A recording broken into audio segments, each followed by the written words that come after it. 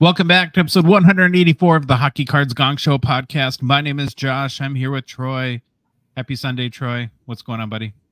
Nothing. Had a baseball game this morning. My son's team won. It's gorgeous outside. This will probably last one day, and then it'll go back to being crappy. Well, hopefully, to all of our friends in Toronto, I think the biggest city that supports our show, we can maybe ease a little of the depression this Monday morning from yet another Game 7. I saw a Spitting Chicklets post. They retweeted someone else, and it was, these NHL teams have not played an NHL game in June, ever. It was like the Kraken, the Wild, a couple other, and then Toronto. And I just felt really bad. Yeah, it's the passion that people have there is amazing. And I'm kind of with you. I'm more and more rooting for them just because we know what it's like to be tortured Minnesota sports fans. And yeah, you know, we don't want anyone else to go through this. So yeah, and then another big game going on right now, Game 7. I think as we're recording, Dallas and Las Vegas. So kind of the literally the best time of year for hockey. You had a party last night. We were watching hockey at, was there a hockey game on last night? Oh yeah, there was. It was Toronto Boston game. That's right. We had the Timberwolves on one. We had the split screen going on the TV. Timberwolves on one, Toronto, Boston on the other side. Yeah, that was awesome. Had some good food over at the Iverson household and had a good time there. Well, Troy, we had our show outlines keep getting longer and longer. It's we're gonna have to buckle up. We got a lot to get through. Amazing stuff going on, not just in hockey, but in the hobby. So excited to get started with the show today. Before we do get started, though, just a reminder that our show, the Hockey Cards Gongshow podcast, is a Patreon podcast. What that means is we rely on supportive listeners like yourself to help us cover our show expenses, help us produce more, and we hope better hockey card content, and then fund initiatives, even in a small way, to grow the hobby. It's very easy to support us. You can do it through Patreon, be one of our, out of 199, our first 199 supporters. It's $5 a month. In addition to supporting our show, you get access to our Discord server where we have an awesome community that we've built. How long has it been up? Like a year and a half now? Yeah, probably a year and a half. And literally our friends are there. It's crazy how this show has, the blessings that it has bestowed on our lives. And probably first and foremost, it's the many friendships we've developed and a lot of people that, through that were gracious enough to support our show. And so you do get access to that community. It's very easy to do to support us. Just go to our website, hockeycardsgongshow.com, click on the Become a Patron link at the top of the page. If you want to skip that and just go to the Patreon website directly, it's patreon.com, and you can search for Hockey Cards Gong Show. There's a link in the show description if you're listening to us on a podcast app or watching on YouTube. And then finally, Troy, there's a link in our Instagram and TikTok profiles as well. All right, let's go with the game plan. Did we have a new Patreon? Oh, yeah, we do. Thank you. C. Thibodeau. Good, because I didn't want to try to say the name because I'd have screwed it up. I think that's how you say it. Yeah. Not sure if I've seen you in Discord, so message us if you haven't been able to, or the link hasn't worked to join, because we want to definitely see you in there. But so thank you, Troy, very much. Thank you, C. Thibodeau. We very, very much appreciate your support. All right, now, Troy, are you ready with the game plan? On today's show, we begin with the almost greatest NHL player to wear number 84. Then it's time for a playoffs edition of Who's Hot and the Struggle Bus. This is followed by hobby news. Then we take a look at the lessons learned from the rise and fall of the Connor Bedard NHL Draft Easter egg. Next, we take a look at new product releases, followed by another edition of the Gong Show mailbag. There's about 3,000 questions, so lots of content there. Finally, we end the show with any personal pickups, and we do both have some, so that's good. Two in a row for me. I don't know what I'm going to do. It's a lot. Okay, Josh. Previously, we looked at the greatest NHL player that wore the number that matched our episode number. We ran through all the numbers, so now we are looking at the almost greatest NHL player to wear each number from the runners-up in the Hockey Writers' Greatest NHL Player to Wear Each Number article. The almost greatest NHL player to wear number 84 per the nominees in the Hockey Writers' Greatest NHL Player to Wear Each Number article, and selected by me, is Guillaume Lachendresse. I knew I was going to mess it up. Lachendresse. Lachendresse. I had to like spell it phonetically. La Tendresse. There you go. Guillaume La Tendresse. And he played for the Wild, so I should probably know him. I liked him because that was during the time we had season tickets. Yep. And I actually enjoyed watching him play. Yeah, so here he is with Montreal, the big 84 prominent. I like when the number, we can actually see it. Mm-hmm. All right. So he's currently the almost greatest to wear number 84. However, when the hockey writers get around to updating the list, probably a good chance that Tanner Jeannot will become the new almost greatest to wear number 84. Still got to get some more points to beat Guillaume here, but we'll see. As a reminder, the greatest to wear number 84 was Mikhail Grabovski. All right, Josh, here we go. Left winger from St. Catherine, Quebec, Canada. Might be the easiest French town name you could ever pronounce. First it had, when I looked it up, it was STE, and I was like, is that we're getting back into like the Sault Ste. Marie? But then I found it spelled out. So I think it's St. Catherine, Quebec, Canada. La Tendresse was the 45th overall selection in the 2005 NHL entry draft by the Montreal Canadiens. La Tendresse played in 341 regular season NHL games over a 7-season NHL career. La Tendresse began his career with a little over 3 seasons with the Montreal Canadiens. He then was traded on November 23rd, 2009 to the Minnesota Wild, where he would play a little over 2.5 seasons, finished his career with 1 season with the Ottawa Senators. Josh, for his NHL awards and accomplishments, we got nothing. Big zero. You're a big zero, Guillaume. Big zero. Big zero. For his regular season stats, he's got 87 goals, 60 assists for 147 points. La Tendresse made the playoffs in 3 of his 7 NHL seasons, compiling 1 goal, 2 assists for 3 points, and 15 NHL playoff games played. That's what happened when you play for the Wild in those lean years. I don't think they made the playoffs very often. Nope. Best season of his NHL career from a point standpoint was his 2009-10 season, where La Tendresse spent 23 games with the Canadiens before being traded to the Wild, where he played 55 games. In his 78 games played that season, La Tendresse had 27 goals, 13 assists for 40 points, and 78 regular season games played. Josh, during his junior career, La Tendresse showed exceptional scoring ability. However, this never translated to his NHL career, where his career high in points, as we just said, was 40. La Tendresse showed some early promise with Montreal and did have 1 good season with Minnesota. However, he can never match his potential that he had coming into the NHL and was often hampered by injury. I actually went and looked it up. During his 7-season career, he missed 181 games due to injury. Yikes. Wow. That's a lot. Yeah, that's a lot. All right, Josh, what's he doing now? Here we go. Per his Twitter account, for the most accurate information, I found his Twitter account. He is currently, Josh, a podcaster. They also call it podcaster/facilitator for La Poche Bleue. That's what I'm going with. It's a French. Wait. Is he a competitor of ours? Do we? He might be. Should we shut this down, Troy? No. I don't know if they talk. He doesn't exist. He's gone. Yes, La Poche Bleue. La Poche Bleue. Someone of my French people tell me how bad I butchered that. He is also a hockey analyst for TVA Sports and Le 985 FM. That's awesome. I'm sorry, but that Le 985 FM. I think once when Halo 2 came out, there was a clan called Le Mediocrity, and I was part of that because we were just mediocre. We weren't the best, we weren't the worst, we were just mediocre. All right. And Josh, breaking news. I have breaking news on our boy. Just 3 days ago. So it's breaking to me 3 days ago.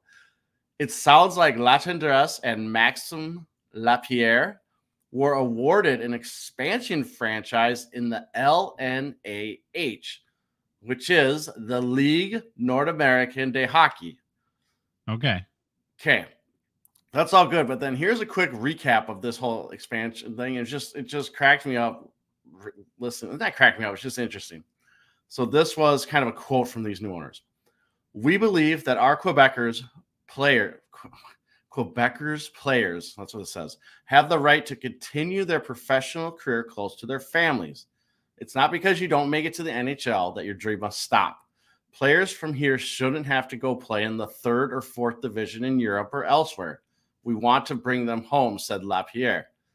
We often hear that LNH is a goons league, but that's not true. Go sit in the stands to watch a game. You'll see that isn't the case. With this project, we want to change people's mentality towards the circuit, said La Tendresse. Through this new project, the two guys from La Poche Bleu podcast want to give visibility to the entire Saint Hyacinthe. Someone told me how to say this, and of course I can't remember. Hyacinthe region. We arrived there with the intention of collaborating with the various minor hockey organizations, such as the Saint Hyacinthe. Now I'm out. Gaulois, Gaulois. Gaulois? I don't know. Max and Guillaume indicated that the team won't be called La Poche Bleu de Saint Hyacinthe, but didn't reveal the real team name yet. So there you go. I actually support his idea, but it just cracked me up when they're like, it's a goons league, but I get what he's trying to do. He wants to bring players close to home without having. I have many questions and comments about this. Yes. Number one, should we be starting a hockey team if we have a hockey podcast too? No kidding. And we need to give him a cool French name. Gongshow. La Gongshow de Hockey Familia. There we go. Well, it doesn't have to necessarily. I wouldn't mind being in the LNAH, although I like the idea of a goons league, but no. Okay, so that's pretty awesome. Yeah. Totally on board with them doing that. So my next kind of question is, I don't know if you know this, but maybe somebody out there does. Have you wondered, like, how well, and not just in hockey, but almost in any sport, these kind of minor league and then like minor league and off, the Broadway kind of leagues, how do they do? Is it growing, do you think? Do they kind of just get by? I bet maybe it's different in the US and Canada too. Yeah, I think it's totally league and team dependent where it's at. I know at a time when I was living in Des Moines, the Des Moines Buccaneers were in the United States Hockey League. Those games were fantastic. They were really hacked, and it was a bunch of random Des Moines people, Iowans, just having a good time. And I have no clue what the financials are, but we see these teams, we see them fold, we see them new leagues start up, we see expansion teams. So that's what I know. And then my last comment is and I'm not poking fun because I wouldn't have done any better, but it reminded me, as you thoroughly butchered every French name here in like a span of like one paragraph, that we have a standing offer from our very good friend Sylvain, who is bilingual, to do some, maybe semi-regular segments on our show to teach us French and probably just make us look stupid for comedic relief. Yeah. So if anyone wants that to happen, be sure to message us, because we've had another guy. We've had a couple guys, I think, actually reach out and tell us in Instagram that they'll help us with our French because we are brutal. Do you think it would be bad for the show though if we actually did learn how to speak French? Probably, because part of our appeal that we're such dingbats that we literally are like the most horrible. Maybe we'll put up a poll.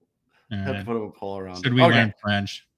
So here's the deal with our boy Guillaume La Tendresse. We actually have his fun facts, and that last thing on the franchise might be longer than his actual bio. So we'll get to it. Okay. All right. La Tendresse was given the number 84 jersey prior to the start of his first season.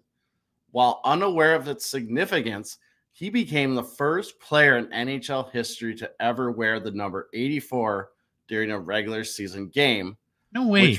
Which was the last number from 1 to 99 to have never been worn by a player. And I looked it up. It was in, I don't know, Wikipedia or some bio on him, but then I went to Hockey Reference, researched all the players that have wore 84, and he was the first. He had the earliest year. That's mind-blowing, Troy. That is mind-blowing. There you go. It's not a bad number, is it? I mean, would you be mad if you're like a winger, like a... Well, you always think guys born in 1884. A lot of people like having their birth year. So if they're born in 84, how old are they now? They're over 20. They could be in the NHL. Okay. La Tendresse La Tendresse was selected by the Drummondville Voltigeurs second overall in the 2003 Quebec Major Junior Hockey League entry draft.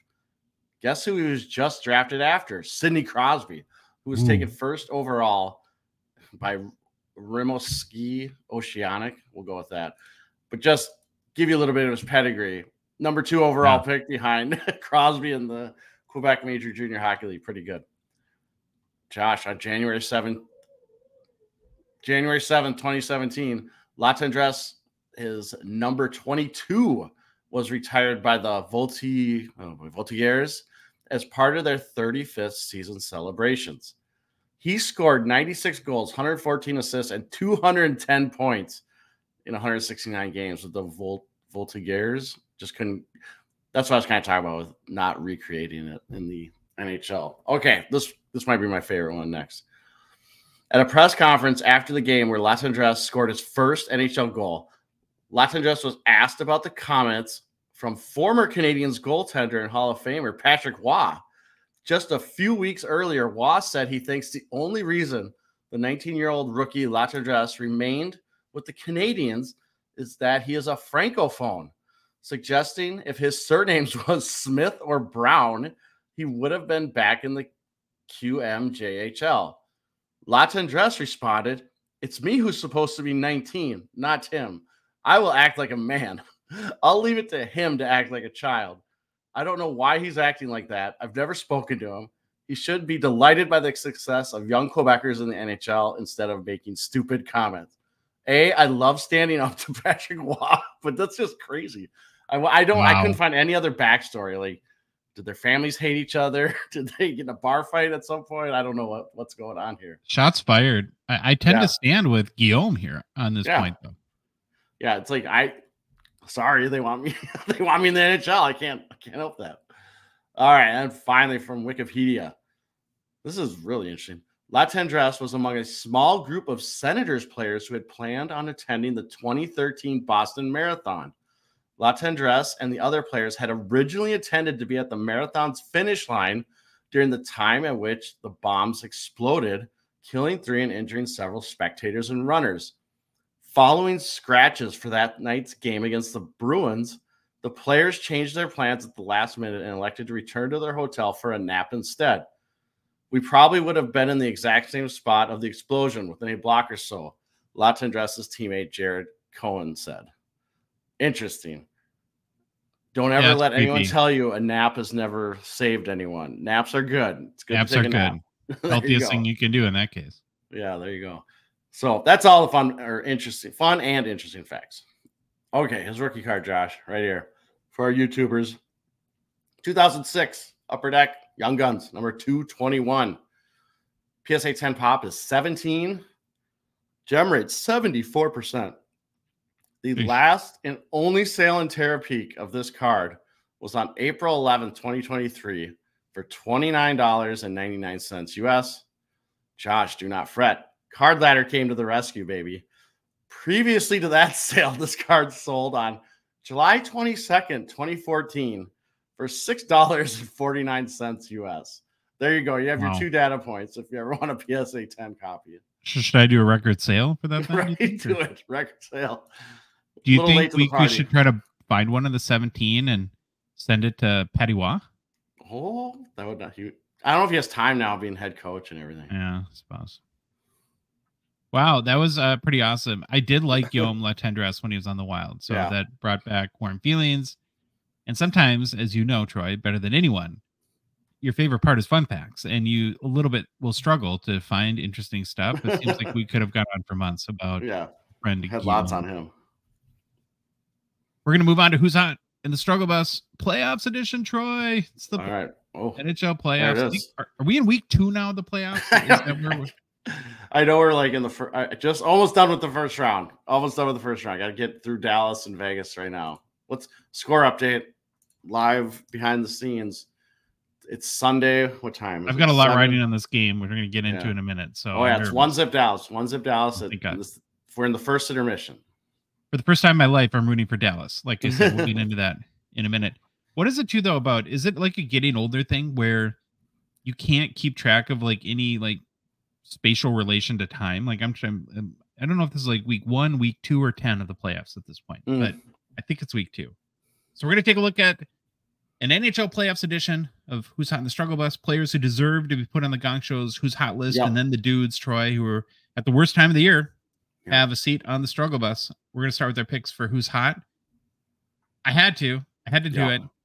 Connor McDavid, assist machine, Troy. Yes. In the Oilers' 5-game series win over your LA Kings, Connor McDavid produced just 1 goal, but added only 11 assists. What bizarre world are we living in where he's just like apple, apple, apple, apple? He's the current NHL playoff scoring leader with 12 points, and therefore our first nomination for Who's Hot. Now, I think normally, like, you and I would both be like, McDavid again, he could be Who's Hot every week. But when you got like 1 goal and 11 assists in 5 games, had to do it. And it's kind of the theme of this year for literally Connor McDavid assist machine. So yes, Troy, because I have no life and apparently way too much time, the Connor McDavid assist machine character has joined the Gong Show's very own superhero Underbidder. Here's Underbidder. If you're watching on YouTube. Yeah, we debuted him like a month ago or something. Then very recently added to our group of hobby heroes, Hot Dog Boy. Oh, there was no pic. You didn't have a picture of Hot Dog Boy. I did too. Oh, hold on. Keep talking and I'll find him. And then Troy. Totally miss Hot Dog Boy. Okay, we'll come back to Hot Dog Boy, but we'll move on, and then we'll just show the next one, which is the third superhero in our Gong Show crew. It is, of course, Assist Machine. Yeah, I'm sorry if you're listening because this is kind of a visual thing, of course. But you did have Hot Dog Boy. Never mind. Hold on. Where is... I do this sometimes because how Google Chrome works when you have to insert links as a tab or downloaded photos as a tab, sometimes it screws up. But here we go. Okay. Whoops, I don't want to copy it. Okay. Here's we got our boy Assist Machine. Just stay here for a minute though, because I want to explain something about this. Is number one, I love the robot head with the apple leaf coming out of the top, and then at first I was like, because of course I use AI image creators because I have zero creativity in my body whatsoever. And normally I would try to get rid of the like completely bonkers like text that AI. I was going to ask what the H is supposed to say. I was sitting there looking at that and I was about to use like the magic eraser tool, Troy. Yeah. I'm like, it's kind of awesome. It's like spur here. So there's do you ever watch Little Man? I think it's Little Man 17, the little YouTuber that plays MLB The Show. And he'll sit there and like it reminds me of that's what he says, like speed. He says that all the time. But now here, without further ado, there's Hot Dog Boy. Hot Dog Boy has made the list or maybe the favorite superhero in the Gong Show cinematic universe, Troy. Underbidder. This project, Hot Dog Boy, Assist Machine. It's coming together, Troy. Yeah, it is. You know, now who are we thinking for directors? Do we want to go like big popcorn movie and have Steven Spielberg? Do we want to go darker, Christopher Nolan? Right? You know, can we make like Joaquin Phoenix the villain? Or I don't know. I mean, I think we're gonna be pretty wealthy men, Troy. I really do. Okay. So yeah, apparently I have no time. We have Connor McDavid, Assist Machine. But now back to reality. What the heck has happened? Yeah. Did like the 90-year-old Scotty Bowman show up in like a famous McDavid hot tub party and tell him that if he wants to win, you need to sacrifice your game like he did with Stevie Y? Or is McDavid just so bored with scoring goals because he thinks it's too easy and that it would be really funny to make Zach Hyman the NHL's greatest goal scorer? Are assists now cooler than goals for NHL players? Ooh. Maybe McDavid's trying to prove to the hobby that players that have generated assists should be rewarded too with hobby love and not just the goal scores. He's just trying to flip the script on the whole bit here, Troy. 11 apples on 5 games is pretty nutty. Of course, leads all postseason players. Interesting too, Troy, that his teammate Evan Bouchard, another French name, currently second amongst all players in playoff assists with 8. So a lot of apples being thrown out around by the Oilers. And I think, Troy, with the way Stewie Skins, that's my new name for him, Stewie Skins, has been playing, the way the assist machine is rolling, I don't know. Could this be Edmonton's year to make the cup? They look pretty good against LA. Well, Connor McDavid is a 2015-16 Young Guns. PSA 10 has a pop of 2,856, 47% gem rate. Last sold Troy for $3,015 US dollars. Over 3,000 now. Just yeah, it's like right where it hovers. Up about 3% in the past 2 weeks. Up 37% though in the past 3 months. Okay, you got the next player for Who's Hot, and I can't argue with your choice here. All right, my next player. So, and I'm gonna before I show it, I'm kind of you probably did the same thing, but there could have been a whole bunch of players you can choose from after 1 or 2 weeks of the playoffs. Yeah. And we are almost through the first round, second round's getting set, but currently there are 12 skaters who are averaging 1.5 points per game or more so far in the playoffs. So there might be another 1 or 2 get added after the Dallas Vegas game. I'm not sure. But with all that said, I'm going with a goalie because I feel this guy has been absolutely fantastic during the first round for the Bruins. Jeremy Swayman, there he is. Is that Marner in that shot? Is he 16 right? Okay, stop. Oh, you got to go through. Speaking of Marner, I'll save it till the end. But you did. We had this party at Troy's house, and there was lots of people there. And Troy stopped. He's like, "Shut off the music." And he was like, he went into Coach Troy mode. He went on, and he went through and was like reversing and slow motioning, and he totally explained how Mitch Marner completely blew his assignment on that last one. But so you got to do that. Explain why at the end. But. Oh, okay. All right. So in Boston's first round series against Toronto, which Boston won 4-3, Swayman was absolutely brilliant. He had a record of 4 wins, 2 losses in the series with a 1.49 goals against average, 0.95 save percentage, which is absolutely extraordinary. And he did all of this while facing the most shots on goal and by making the most saves of any goalie as of May 4th in the playoffs. So wow, great stat. Definitely who's hot in the NHL. And I was reading some of the Boston papers, some of the accolades, and Swayman's getting all the accolades right now that he deserves. He was definitely their best player in the series. Couple things. That save in Game 7, there was 2 of them, I believe. The one he made off of Bertuzzi, going from right to left off of who passed? I can't remember who passed. It was absolutely brilliant. And then the save at the end of the game. Literally, the puck gets fired across the middle, and it hits off their defenseman, the Boston defenseman. And Swayman really didn't phase him. He was just sliding across, good positioning and everything, and makes the save. Because I think if that one goes in, whoa, that'd have been absolutely bonkers. I think it would have went in with enough time. So it'll be interesting to see what the Bruins do for round 2. Because during the regular season, you had Swayman and Ullmark split regular season games. They were basically almost right down the middle. However, now Swayman's the hot goalie. Ullmark lost his only playoff game in round 1, but he actually didn't play that bad. Yeah. Now, I went into I need to research a little more about the Panthers and Boston. So in the regular season this year, Boston beat Florida all 4 times they played, with Ullmark playing in 3 of those 4 games. In those 3 games, Ullmark had a 1.62 goals against average and a 0.947 save percentage. Plus, you have Ullmark being well rested. So I actually think the Boston coaches have a dilemma. Do you ride the hot hand of Swayman, or do you come back with Ullmark, who's well rested and proved he can play against Florida? I don't know. Well, I would say you're a good person to talk about this because you coach at a high school that has premier elite level hockey players, and you routinely have very good goalies. And I'm sure that you're in these situations a lot where, well, I'm just going to tell you first what in my mind, and I'm not a goalie coach and I've never coached hockey. I'm riding the hot goalie. There's no way at this point that I'm sitting Swayman, and I'm sure that the counterpoint to that is, well, if he does stumble and then Ullmark will be rusty at that point, and that could make that situation worse. Yeah. But I don't know. Well, what would you do? I would probably ride the hot goalie because here's where I come back to. Say you put in Ullmark the first game and you get lit up or you lose.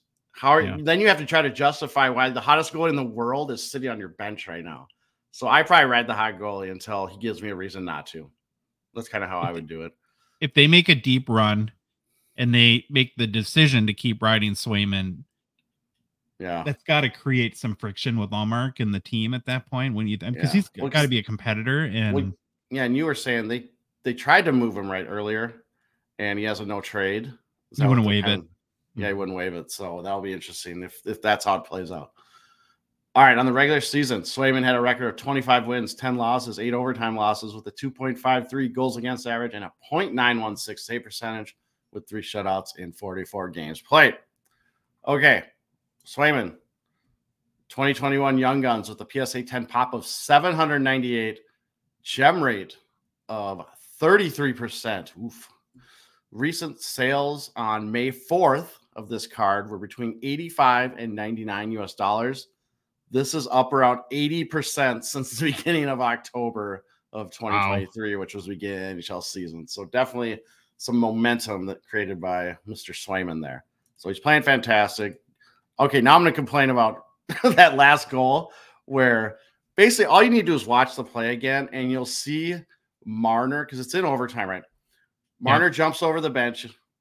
He could see everything on the ice as he jumps in. So he has to know, who was it that swung down and around? Pasternak. Pasternak comes swinging right down and kind of goes by. What the hell? 16. Who am I talking about? Marner. God, I kept saying Riley was in my head. Marner jumps on the ice. And now when he jumps on the ice, he knows Pasta's kind of behind him. But you see Pasta, and he did. It's like Marner didn't even think that he would go by him as fast as he did. Yeah. Goes by him. Marner, no reaction, just watches him, kind of tries to speed up. Guess who scored? Pasta. Marner should hang his head in shame. I know the media up there has been blasting him. I've seen tweets like, this is the last game he should ever play for Toronto. I mean, oh, man. I don't know how you face the media and try to justify your actions, but that was bad, especially in a game 7 of the playoffs. Showing that little effort just would drive me insane as a GM, a coach, a goalie, everything. Okay, last question for you on Swayman. You're awarded an expansion team, and you get to draft one goalie, any goalie you want from any team. Who are you taking ahead of Swayman right now? And when you're factoring in age and skill, and I'm not saying he's the best goalie in the world to win a game today, but I would probably go with, I'd say it's Swayman, Ottinger. They're both young. I'd probably go with Swayman, just how he's playing. I had such recency bias because he's playing so hot right now. And I would just like to point out, anyone on YouTube watching, you want to know what a gong show is? A gong show is me trying to cough, and instead of muting it, putting Josh on the camera by himself and coughing into the microphone. So I thought you wanted me to do what you did was, can we? Because I thought at first I thought you wanted me to do a monologue, and I'm like, okay, I'm game for that. I talk a lot. And then I see you like, to cough. I'm like, oh, you removed yourself to cough, but then you actually came back on and coughed on air. So that's awesome. That's how you do it. That's how we do it here. Anyway, Swayman, fantastic goalie right now. All right, last guy who's hot, Troy. Yep. This nomination comes from our Discord, a good buddy Jay from the Top Shelf Cookie Sniper podcast. You all should check it out. It's Carter Verhaeghe. Yeah. Another one of these guys seems to come up big in big moments, but has little to no hobby market, as I think we all know. I also realized that we've been doing this for a while and researching the NHL and players because I didn't have to look up how to spell Carter Verhaeghe when I was writing them in our show notes. I'm like, that's kind of interesting. So in the playoffs, also Verhaeghe has kind of built that reputation as a clutch performer. So far in these Stanley Cup playoffs, Verhaeghe has 5 goals, 4 assists for 9 points in just 5 games played. One of those goals was an overtime goal in the Panthers' Game 2 win over the Tampa Bay Lightning. Verhaeghe is the 28-year-old Panthers forward, had 34 goals, 38 assists for 72 points in 76 games during the regular season. Now in 50 career playoff games, 20 goals, 23 assists for 43 points. So here. Now, in kind of preparing for the show, this sort of crystallized with me. Troy, if I predicted that we're going to have a Stanley Cup Finals and it's Florida versus Edmonton this year, do you think that's crazy? No, it's not crazy. Okay. However, we have a mailbag question about this, and I did not choose that final. Oh, okay. Now, I think that's where I'm leaning. Carter Verhaeghe is a 2019 Young Guns PSA 10 as a pop of 288 with a 65% gem rate, less sold for $40 USD on May 4th. I couldn't tell if it's Troy for like the months now. It's one of these cards that sells anywhere in a range of like $35 to the upper 40s Yeah. typically. So if you can get it in the like high 30s, low 40s, you're doing pretty good. And as we know, Verhage does not have a robust hobby market.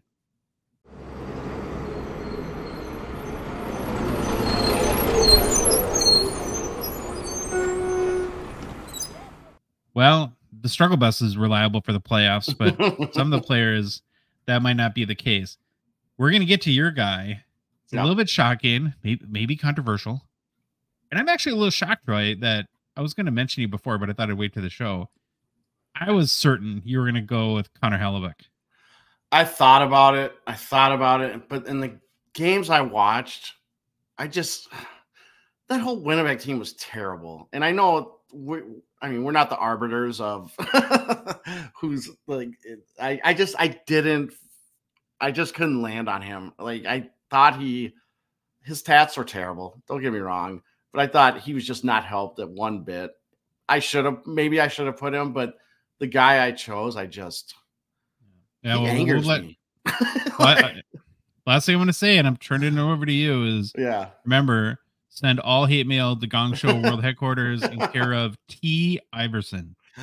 All right. So this will be like second time in probably 3 episodes I've railed on this guy, but okay. PLD, Pierre-Luc Dubois. I know this is like kicking a dead horse right now, but this guy is just awful right now.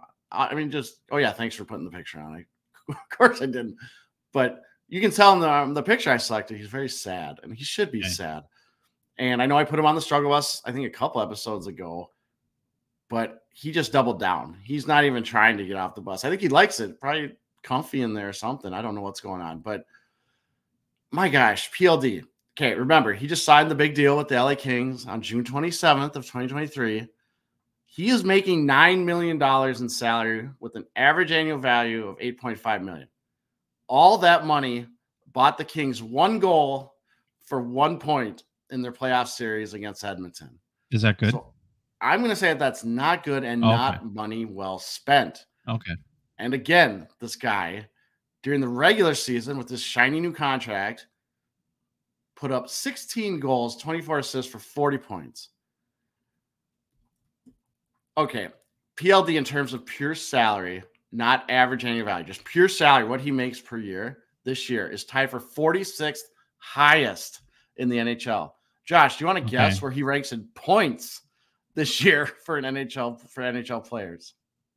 Yeah, so at 46 highest, given there's 32 teams, that means that he's either like the top or the second highest player on any team in the NHL, based on average, right? I'm gonna say he ranked 12,874,000. Close. 192nd.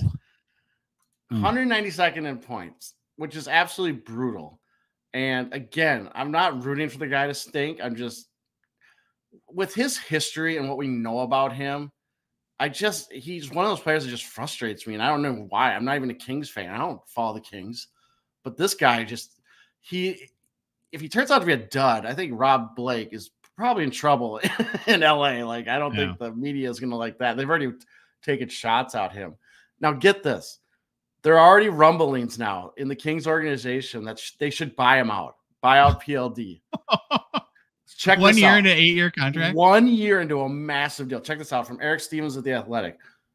But the confluence of a dreadful first season, a checkered previous history, a full no-move clause that kicks in on July 1st. That's key.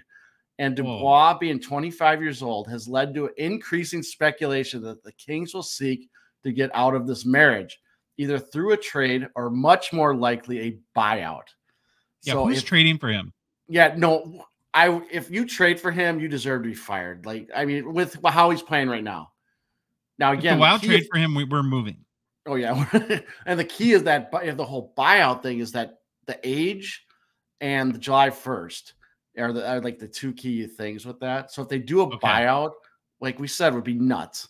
Less than 12 months after signing a huge deal that has 7 years and $59 million still left on it. But you know what he does have? PLD is a very strong candidate to drive the struggle bus. I'm almost ready to put his picture in the driver's seat because, terrible. Well, I'm going to go Nostradamus here, Troy, and predict the future. We're either going to start to see very, very soon, if they're not out there already, I admit I haven't looked, the PLD blaming his teammates in the culture for his struggles in the organization, or he'll be quiet, and then in August we're gonna see a whole bunch of stories come out about the new, like last summer, the new PLD, where he's gone to a sports psychologist, he drinks like weird grass shakes for breakfast, and got 17 puppies, right? And then how much better it's going to be, and then it'll be just another dumpster fire next year. Well, yeah, and with him too, that the comeback can always be, well, they didn't give him time on the power play. He got barely any time on the power play. He didn't deserve any time on the power play. He never kicked it into gear to show what he can do. And even with being a top, like, I don't even know what line he ended up at the end of the year, third, fourth line. He was just, something is a mess with this guy. And I don't know if it's mental or what, but he needs to figure it out. Again, not rooting for him to struggle, but figure it out, my man, because you're making a lot of money right now. Let's see what we can do. So anyways, you're gonna love this. PLD, there's his Young Guns. 2017 Young Guns, PSA 10 pop, 438, gem rate of 47%.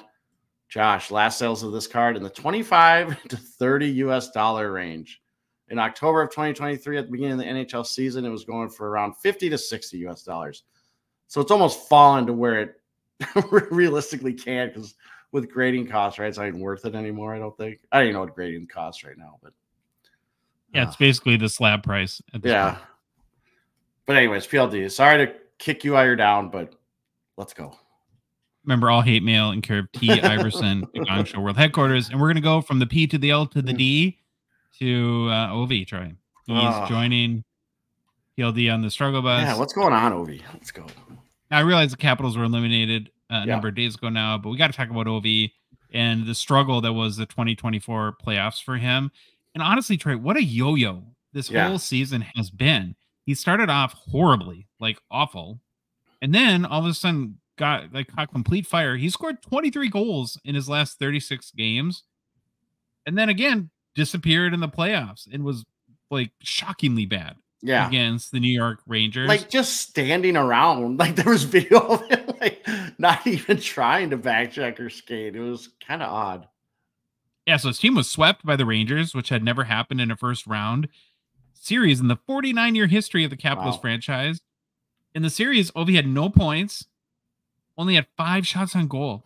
He was held without a shot on goal in games 1 and 4, right? Arguably the two most important games of the series. The first game to kind of set the tone, and then the elimination game. Didn't get a shot on goal. That's bad. So now we're back to this. What does this all mean? Questions with Ovi Troy, and people are wondering if he'll even get the goals record again. So where are you now in the yo-yo that is the will he or will he not get the goals record? Are you still in the not going to happen camp? I think if he decides he wants to get it, he'll get it, because he can still probably play a couple years. And it's regular season. He'll get some empty netters thrown in there. I bet he can get to it, even though this playoffs did not ensue confidence going into next season. Holy cow. Here's my wish. Yeah. That for probably the first time in his career, he takes this summer really serious. I mean, he's been kind of the funny joke about him. Yeah. He's got kind of the Phil Kessel vibe, right? Yes. He just like shows up with McDonald's and, cases of Dr. Pepper to games, and it doesn't seem to matter, right? He's just Ovi and goes out and dominates. It's like Father Time is undefeated, man. And you got at some point, he's got to I would love to see him almost go like the Tom Brady bit and, be like TB12 and, pliability. I'm like, look, I'm like Gumby, right? Kind of stuff, or hire a nutritionist, maybe a personal trainer, maybe drink some water when you're playing games, bro. I don't know. To kind of stave off Father Time and to continue to be, at a physical level where you can compete when he's playing with 18-year-olds and he's close to 40, it's nobody, no matter how good you are, that catches up with you.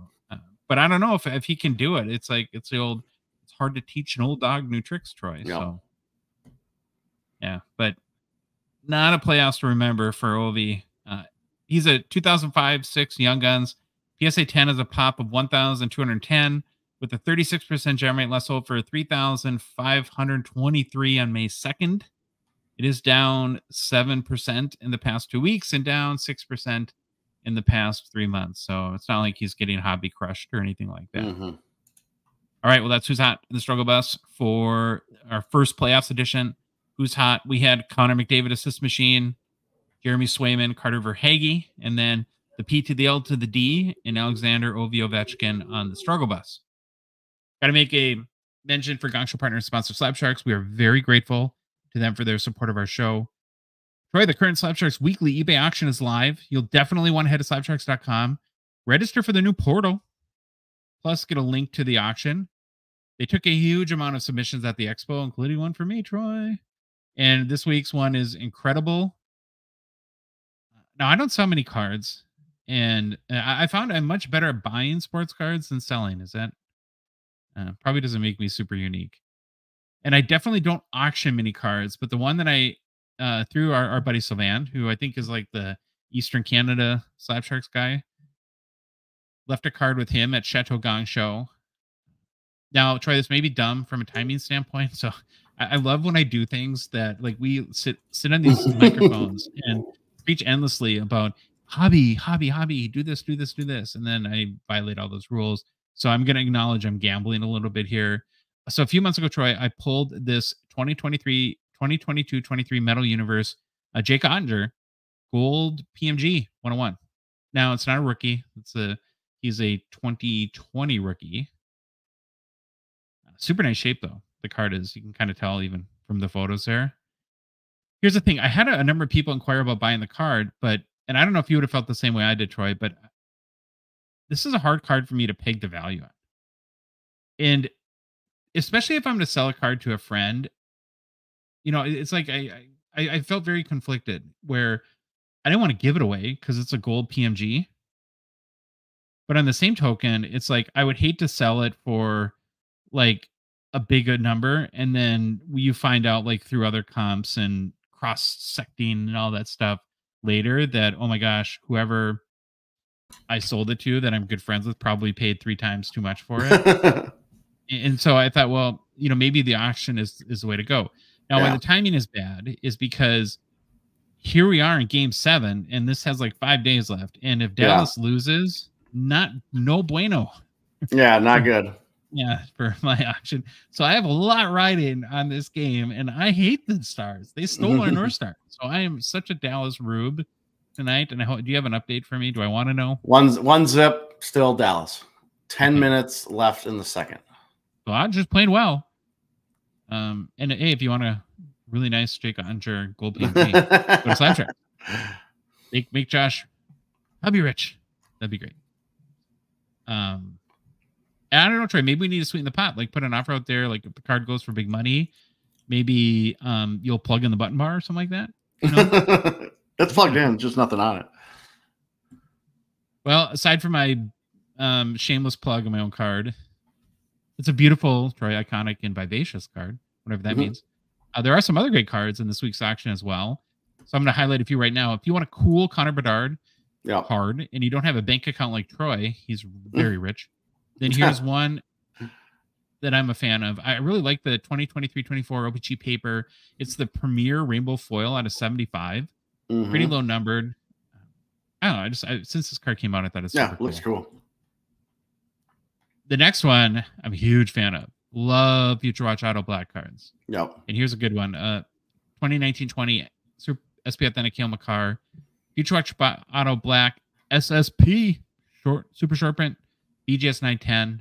They got the gold ink auto. Would you want this over a regular Future Watch? Yes. Maybe too. Now, the next one, Troy, is a huge card. Yeah, this is maybe one of the top 5 biggest vintage cards. It's a 1911 C55 George Vezina PSA 5.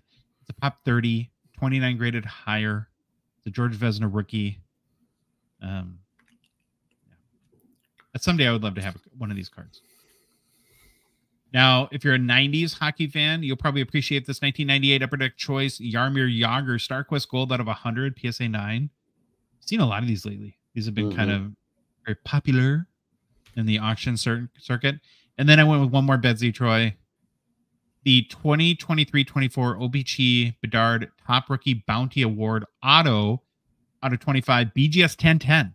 So pristine with the 10 auto. Now remember, this is the card that was like, if you were one of the very, very first people to complete the OPG puzzle, bounty puzzle. Here's what I always think with these cards too. It's like, I have no idea what this will end up selling for, but what are the odds that it'll be for more than it cost to, in like 4 minutes, get all 9 puzzle cards? I wonder if I can figure out how much it's going for. Well, if you just sort by highest paid, and if you don't see it right away, that's probably a bad sign. Oh, there it is. So right now it's at 1,625, and I have it at US. And it ends this Thursday, like the ends this Thursday, yeah. You would have to expect that, because remember, this was the first 25 people to do it. Yeah. This was the set that was the very first Bedard, like live in-pack NHL jersey cards that where he wasn't holding a puck in the #1 sign, which we'll talk about in a minute. So yeah, I don't know. People spent like $5,000-6,000 to get this. I don't understand the economics of how that works. Yeah. But I do think it's a cool card though. Yeah. Wouldn't mind having this one. Well, why are so many people choosing Slab Sharks, Troy? Because they make it simple and hassle-free to sell your cards on eBay. All you have to do is send them your cards and they do the rest. Can't beat that. Remember too, through June 1st, it's coming up very quickly. There's a 98% payout rate on all Connor Bedard cards. Check out slabsharks.com for complete consignment information. Start consigning your cards with them today. Happy news! Happy news. Well, another Road to Infinity update, Troy. All right. Tracking the rapid increase of the Connor Bedard base Young Guns PSA 10 pop count. We'll have more insight in a minute or two when we reveal the April grading report that I can't wait because I haven't looked at, that you did some work on. But first we had to look at where the total has increased from our last show. So on Thursday, the Bedard Young Guns PSA 10 was at 1,970 PSA 10s. We both made predictions for the month of May, where Troy thinks by June 1st, the PSA 10 pop count will be at 2,800. I'm a little more bullish. I'm going at 3,200. So without further ado, Troy, it's a French word. I think I said that right. As of today, the PSA 10 pop count for the Connor Bedard base Young Guns is now up to 2,197. Yeah, I'm done. I'm already done. Like, there's no way it doesn't go past mine. Which is an increase of 227 PSA 10 since our last show. Yeah. And so on release, we're exactly 2 months since release. So in 2 months, there's 2,197 PSA 10s. 4,858 copies of this card had now been graded by PSA. Wow. So that's a gem rate of 45%. So it had been 46. It's dipped a little bit now, the aggregate to 45. Okay, so Troy, so at 2,197 PSA 10s after 60 days, the Bedard Young Guns PSA 10 pop count is already, check this out, the 21st highest graded pop count for any graded hockey card by any company, according to the Card Ladder Hockey Index. Wow. There's no chance this is not the most graded card. Yeah, this thing is on fire. Yeah. That's another big jump, Troy. So we'll see what happens on Thursday's show. Maybe it'll slow down. You never know. Okay. You've got the next story, the grading report for April. Yep, we have our favorite gem rate. Their grading report for April came out. I am going to share my screen. Let's go right here. Sorry. And if you're watching on YouTube, I have pictures of everything I'm talking about so you can see. But now here is the overall. What I'm showing is the overall total cards graded of all types by each grading company. I wonder why they don't have tag or all these other ones. Are they just so little they don't care? Or, I don't know. I've never even thought about respect thing or and ask them. But anyways, so if you look at this, you can see PSA graded 1.21 million items, which is actually down 10% versus March and down 1% year over year. Main reason I think gem rate was thinking this is down is they were having like an office move that was going on. And they said that probably did affect some numbers a little bit. CGC, which we know are big, and the TCG cards had another huge growth month with 181,000 total cards graded, which was 107% year-over-year increase. They seem to be just rocking those Pokemon's cards like crazy. SGC graded 164,000 items, which was a 73% increase year-over-year. Also, this is an all-time high for SGC in a month. So a little interesting nugget there. Then we have our boys Beckett, which graded 63,000 items, which was up 13% year-over-year. Takeaway from this, I guess, if you want to take any good thing out of Beckett, they're seeing improvement. They've actually started, it looks like, to communicate again. This was in the Gemry report. Good. Yeah, they're actually communicating. They talked more about the lowered pricing. They've been out there talking about, I believe, the slabs and a bunch of stuff. I don't know, but I don't follow Beckett that much. But it does look like they're starting to turn things around. I don't know why it's taken them so long. And because I feel like, you know what I got from the expo, just randomly talking to people? I still think people love Beckett. I still think there's a lot of people that really like Beckett and want them to do well. But if you're going for resale values, there's just no question you have to go PSA. But maybe PC. Can we do a quick thought exercise? Because I'm sitting here thinking, listening to you. And well, if it's a grading thought exercise, I have no idea. Math thought exercise. Let's even more. Right, let's try. 1.21 million cards. PSA is human grade, so it's not like a conveyor line where robots grade the cards, even though that probably would be better. How many graders do you think they have? Because I'm sitting there trying to think, how many cards could you realistically grade in a day? Well, 100 maybe? 1.21. Yeah. And you figure, do they work weekends? I mean, they've got to work. That's what I don't understand, because if it's 1.21 million, and we'll just say 22 working days, I'm not including weekends, 55,000 cards a day. I don't know how realistically, like 100 a day. I don't know what a grader can get through. I have no idea. It seems like a lot. Now I'm wondering, we're probably that would be like 550 graders. Well, here's what I would say. Yeah. If they're doing more than 100 a day, then I'm really scared, because it's like, how much time? I wonder how much time they spend on a card. I think I've read somewhere it's really short. Was it like 3 to 4 minutes? Maybe is what. I would guess it's less than that. But yeah, I'm totally derailed your thing. But I was thinking, I never put that together. It's like 1.2 million is a lot of cards. A lot of cards. I remember last month was the all-time record for them. It was like whatever it was. Sure. And I mean, they're still keeping up with the office move. Probably hurt them a little bit. So anyways, that's the overall big picture. So now the category breakdown, and it's up on YouTube for people watching on there. So I always you started this, and I just kind of followed your lead, where we look at the hockey segment. So PSA graded the most hockey cards at 44,200 graded, which is up 17% versus last month. Then it's followed by SGC, who graded 3,900 hockey cards, which was up 28% versus last month.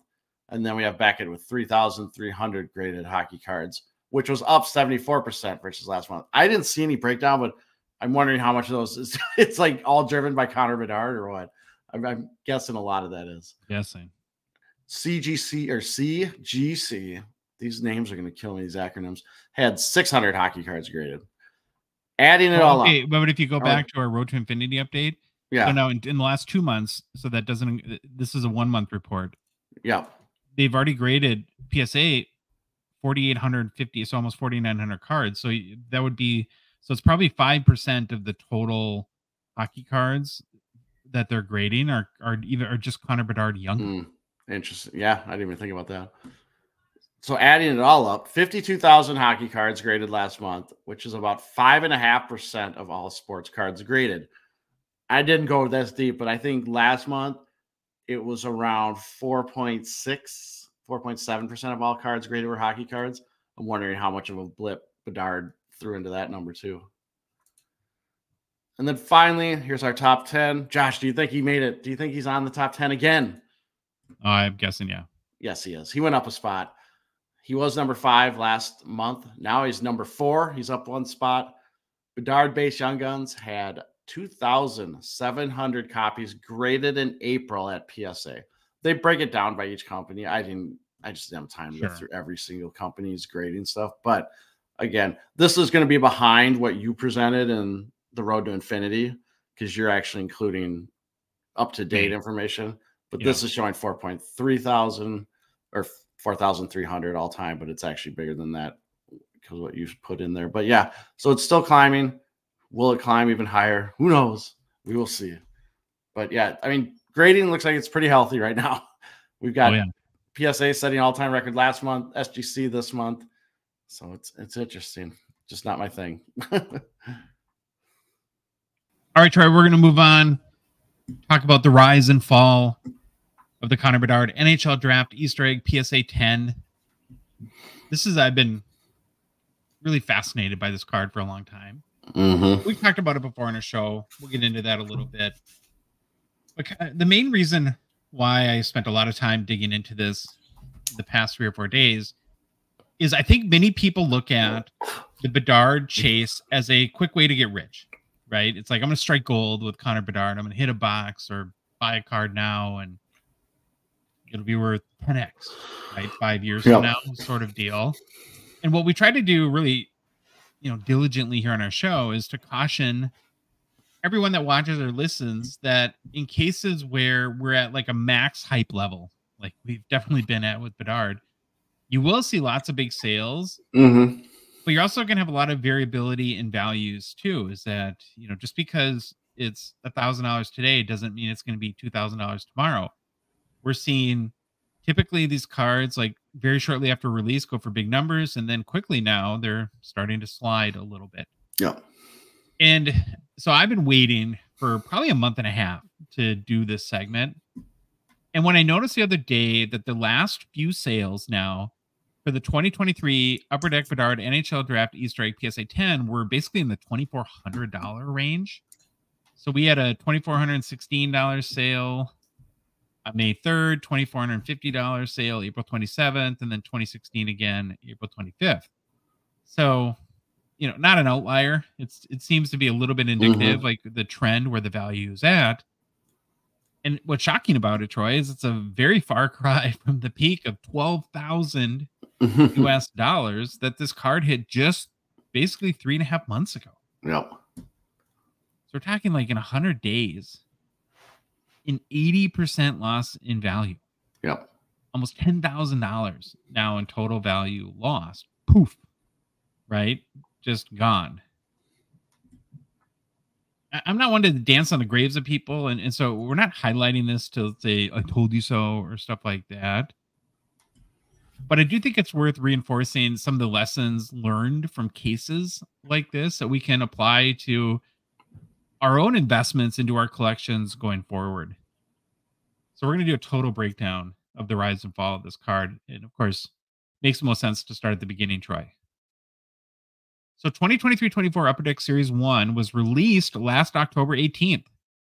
And nobody was expecting any Bedard cards. Upper Deck had, on our show and in a lot of other places, had done a lot of work to lay the groundwork for months, priming and preparing the hobby that his young guns could not be in Series 1. It just couldn't, given the rules that each rookie must appear on the ice in their NHL uniform during an official NHL game. And so when Series 1 came out basically 8 days after the start of the season, there was no way a Bedard Young Guns was going to happen, right? That makes all the sense in the world. So it was a big surprise on release day, and Upper Deck did a good job keeping it under wraps. And we started to see these unannounced NHL Draft SP cards show up. Card is considered an Easter egg, of course, because definitionally, Troy, it wasn't on the checklist. It was a surprise. So if we're looking for like root causes into the rise of this card, I think the Easter egg or surprise element of the introduction of the card really accelerated hype rapidly for a couple reasons. First, you have that surprise factor. Nobody was expecting it. Everyone was desperate for anything Bedard in an NHL-related jersey, and the hobby was ready to pounce. Then there was the Easter egg element. And again, Easter egg means it's not on the checklist. But by and large, most of us in the hobby, when we hear the term Easter egg, our minds go to like, ooh, super short print. There's like 5 or 10. Like we did a whole segment a little bit ago on the Allure 16 bet. Super Easter egg. Those are super short print. Go look at any players. There's barely any sales because there's just not that many of them.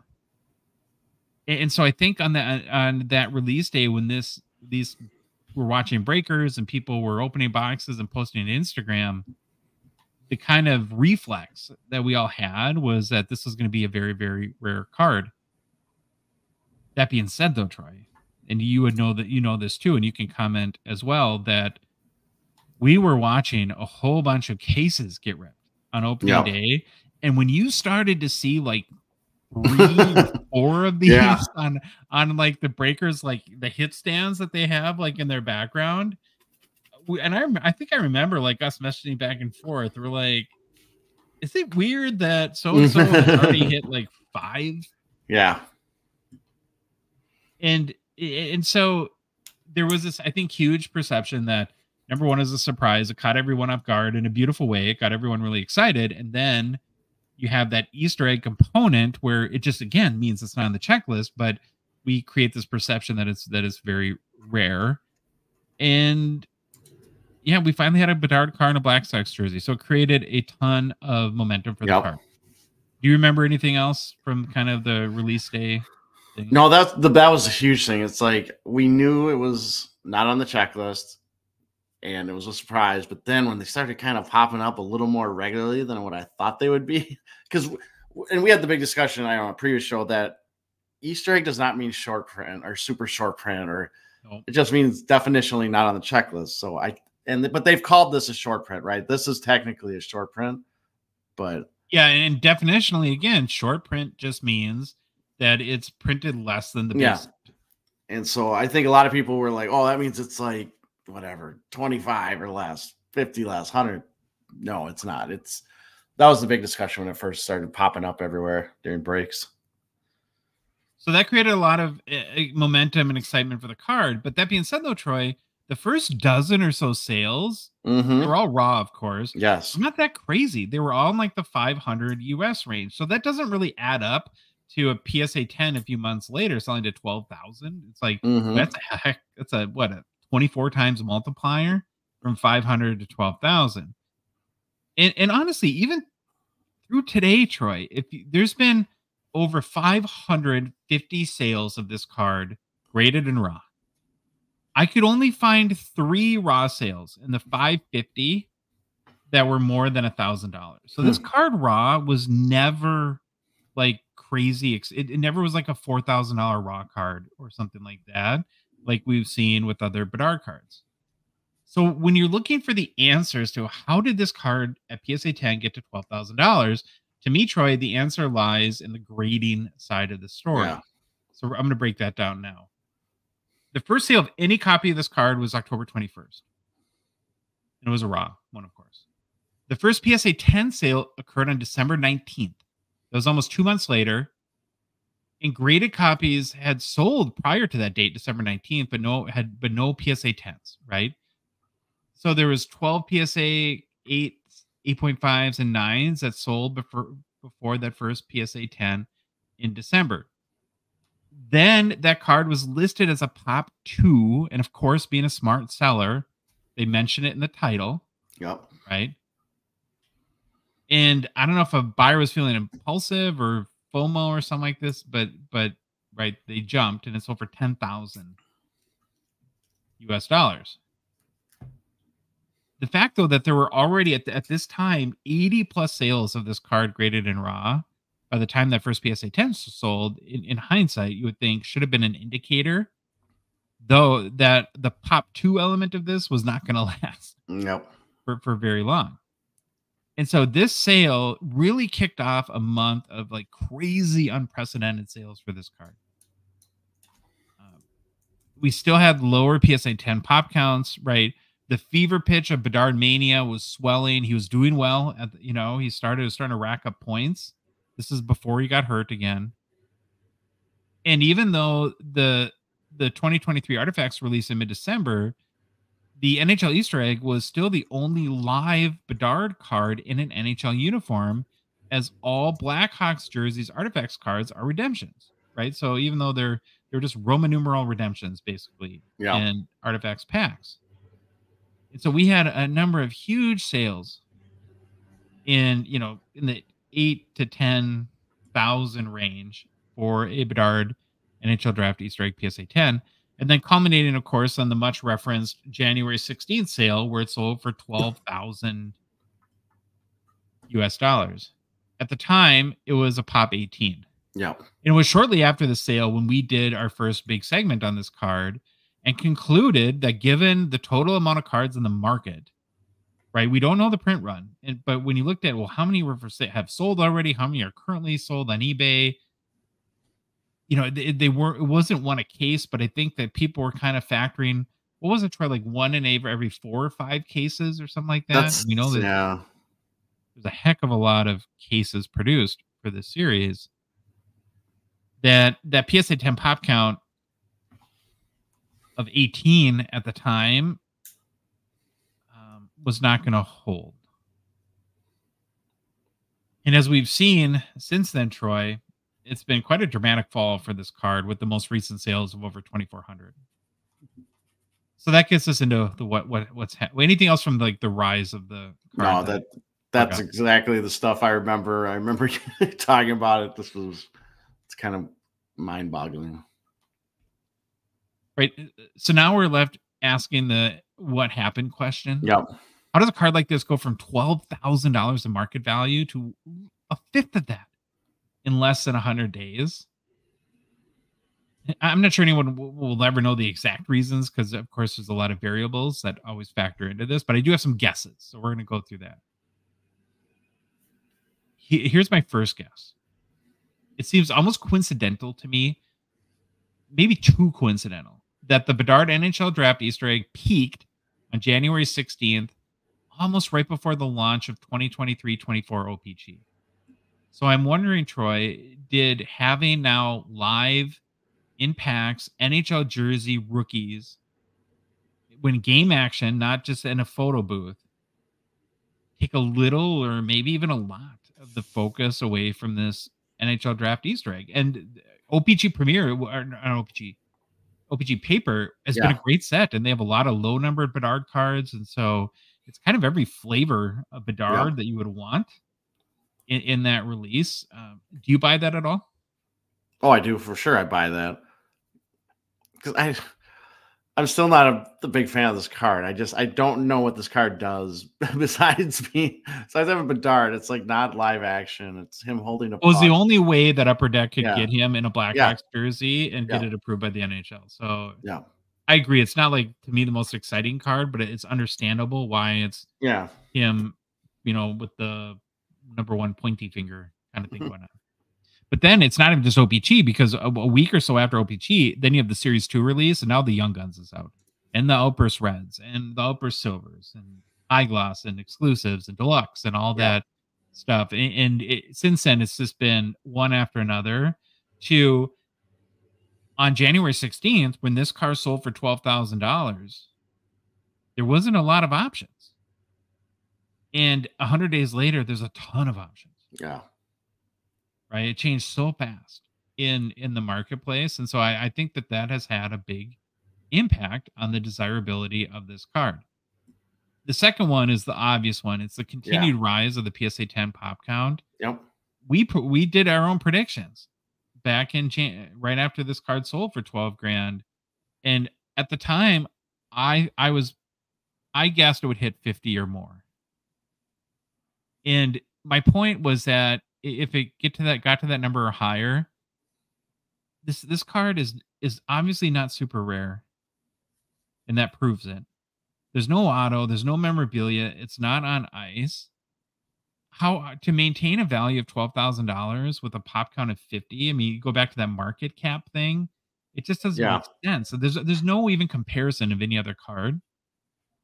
Well, I checked yesterday, Troy, and the pop count is at 63 now. There you go. And it may, will it hit 100 before it's all said and done? So, I mean, it's pretty unequivocal at this point that this card is not rare. It's not like common, but it's probably that short print designation is fitting, I would say.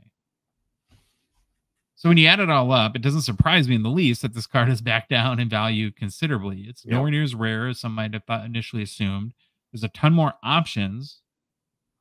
And I think another thing too is Bedard Mania can only end, right? You can't stay at like a crazy fever pitch forever. And at some point, it's just going to, our attention spans are very short and fickle in this hobby. And then it's going to go other cards, other places, other players. Who knows? Here's my takeaways, right? What are lessons we can learn from this case study of the rise and fall of the Bedard NHL Draft Easter egg PSA 10? Number one, it's just, and this applies in many cases, but prospecting is always super risky. Yes. It always will be. We can no longer assume that because a card is an Easter egg, it's very short printed.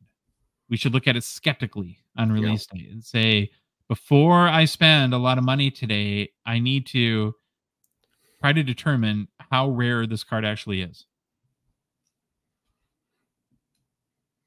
I think too, like when you're, and this is something I've been trying to do more and more, when you're buying a card that just came out, or and even the player side, like just thinking of the card brand, the card itself, the characteristics of that card. A good question to ask yourself is, a year from now, when all these players' rookie cards are out and there's literally more than 1,000 options, do I think this card will be one of said players' top cards or most desired cards? Now, in the case of this card, Troy, I think a lot of people really do like it. I think that it has kind of that place in the history of sort of the Bedard hobby market. So I think there will always be demand for it, but I'm just not sure enough demand given the much greater supply that we think it's going to have. I mean, do you agree that this card will, love it or hate it, will always kind of be very sort of known or iconic, maybe? Yeah, it'll be. I think so, because it's always going to be the first card of him in an NHL jersey. Another thing too is when you're buying any graded card and you're looking at a pop report or you're looking at an eBay title and it says Pop 1, eBay 101, or Top 4. Yep. You have to consider the age of the card, how many raw cards are available, how many have been graded, what the gem rate is, and then try to, I think in your best ability, try to say, okay, in a year from now, how many PSA 10s are there going to be? So if there's, like, if you're buying like a McDavid, like OPG foil rookie or something like that, and it's a 2015 card, and OPG wasn't super popular at the time, and there's 120 PSA 10s or whatever I said, and you're spending, and it's like, what are the odds that this card might be 150 a year from now? Yeah, maybe. But is it going to be 6,000? No, right? And so it's like, well, if I'm okay investing this much, even if it gets to a pop 200, I'm good with it. Right? You have to kind of do that math now, because so many people, it's almost the number one mistake that we see people make, is that they buy these slabs right out of the gate. It's like it happened with his Young Guns, which is like the most ridiculous example ever, right? $5,000 somebody paid. Less, like as of today, I'm seeing it for $800. Yep. And it's like, there's going to be more Bedard Young Gun based PSA 10s than any other card in the history of hockey. And the person, but because it was like Pop 10. Yep. And it's so obvious in a way that it has to be naivete, right? That people just that are doing this don't understand the hobby, because you're literally lighting money on fire, because that card you could buy that card every minute of every day for the rest of our lives, I'm sure. Yep. And then I'll go back to too, with Bedard, we're truly in uncharted waters. Some people are going to win super big. Like we're seeing people just cash in on boxes. But what, we tend to, because it's not very romantic, Troy, sort of disregard it. Some people are going to lose pretty big too. You can't assume just because it says Connor Bedard on the card that it's a lottery ticket. The more and more, this is going to be more and more true as additional 2023 24 sets are released, and we have even more options into the market. We said this for a while. I'm pretty confident that he will have the most rookie cards of any player ever in the hobby. So there's going to be a lot of choice out there for people, less supply. I think the last thing that I'll say, Troy, and kind of takeaways is when there's no historical precedence for a card, it makes the purchase riskier. Right. So like an example is pretty soon his Future Watch autos are going to come out. Well, yeah. Everything with Bedard is kind of crazy, but you can at least sort of benchmark an amount to pay for one based on McDavid, Ovechkin, Crosby, Austin Matthews, Jack Hughes, Cale Makar, whoever you want to use. There's no precedence for this card, right? It was just kind of the shock and awe of the whole thing.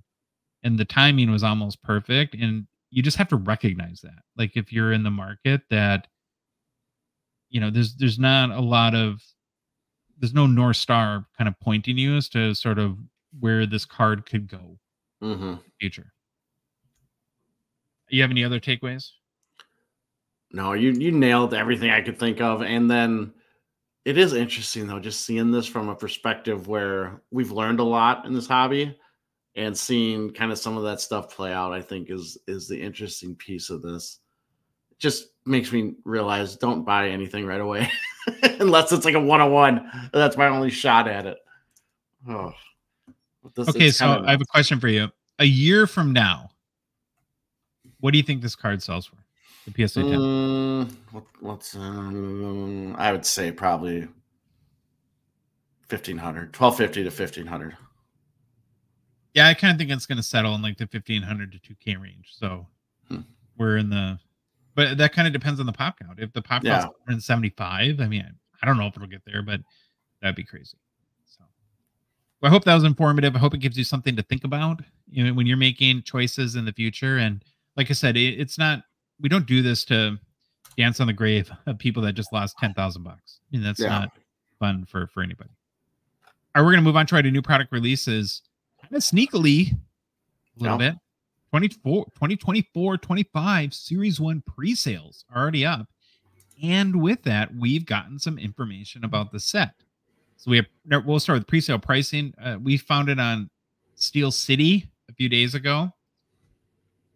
They're already taking pre-sale orders. As of right now, for $120 flagship hobby box, which is a relief. At least right now. And I don't know. I have you thought of this? It's like, listen, 2024 Series 1 is going to have the holdover guys this year. So it'll probably be at most like a Cutter Gauthier. It'll be all the other guys that came up at the end of the year. My mind is blanking right now on him, but there's no Bedard chase, of course, in this. So I'm glad to see it get back to a sane price at this point. Are you good with kind of 120 going forward? Well, it's definitely better than 300, so I'll live with that. 300, 400, whatever you want to call it. I think there was a lot of worry that the price would go down, but that they would keep it artificially high. Yeah, like 180 or something like that. Yeah, I think I can live with 120. That's, it's better than what I thought it was going to be. I'll say that for sure. Now it can go up because we saw that a lot with Bedard. So now you're kind of stuck in this. Do I lock in now and risk that it goes up, or do I wait it out a little bit? Because you kind of get, when these pre-sales are giving people free interest-free loans essentially by giving them money 6 months early. In addition, though, to getting the pre-sale pricing, we got a lot of information about the set. And I'm just going to warn anyone watching on YouTube that there's not a lot of photos or anything. Those come out when Upper Deck publishes their solicitations, but there was a lot of content breakdown. And so the first thing that we'll cover is just to cover our bases, basically, is the configuration is going to be the same that started last year. It's a 12 boxes per case, 12 packs per box. It'll have the 9 base, 3 chase configuration. You're going to get your 6 Young Guns per box. And then they've confirmed some mainstays will be back and then gave us some details of ones that'll be premiering. So we're going to have black and white parallels again for Upper Deck Canvas. That includes UD Canvas Young Guns. There's going to be printing plates for the Young Guns, the 101s in Series 1, Were there printing plates last year? I don't remember. Or in 2023, Well, 24. I thought some of them got put in the cup, but I totally Yeah, that's what I thought too. And they kind of in booklets they did it, I thought. But I must be blind. Yeah, I can't remember off the top of my head. population count continues. Dazzlers is back with blue and pink versions. At some point, I really wish they would add a numbered parallel to Dazzlers. I think there's more room to make Dazzlers a special card. It's just too common right now. Portraits are back too. We'll see what this is where like Billy goes all all of his creativity seeps out, and I love to see what he comes up with. I saw references that there's a paper stock refresh, so I'm assuming that's like thicker, or maybe like more like the papery stuff for canvas. It also might seem like, and you kind of read through it too, Troy. Did it feel like to you that they're going to keep the historical theme in some maybe capacity? Yeah. Okay, but now what everyone wants is let's get into the new stuff, and there's a lot. I'm not sure how this is going to go over with people.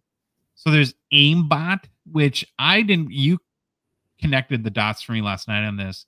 It's kind of a video game theme where each card pictures one of the league's top goal scorers shooting on a goal while showing via targets the opening the player sees prior to taking the shot. Yeah, that's what I assumed. Like aimbots is a big video game term, right? Aimbot program that just automatically targets anyone. I have a little bit of an exclusive on this too. Today, Troy, I was shown the prototype for Ryan Suter's aimbot. And in the openings, they have glasses of hot chocolate. Nice. Throw marshmallows in. Love it. There's a checkpoint. This celebrates grinders and the checking aspects of the game. Yep. Billy always shows love to the enforcers, and I appreciate that. City Satellites, Troy, is comprised solely of superstars, so you'll be on it, but I probably won't. Each card features pop out full body action image of the player with a satellite view of their home city in the background. I wonder what popped out means. Yeah, I don't know if the picture looks popped out or if it actually literally pops out of the card. That'll be interesting. Like punches you. Yeah. Take this. Then there's A lines.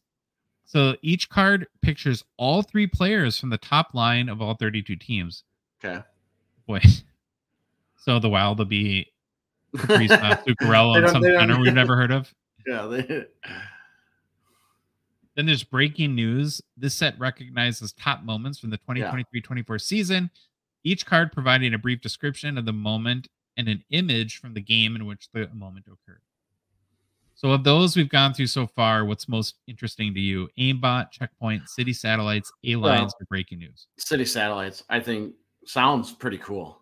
I don't know how it's going to happen, if it's actually popped out, but that kind of interests me. I like cards that really have really unique backgrounds. Like that we've always talked about like downtowns and stuff like that in other.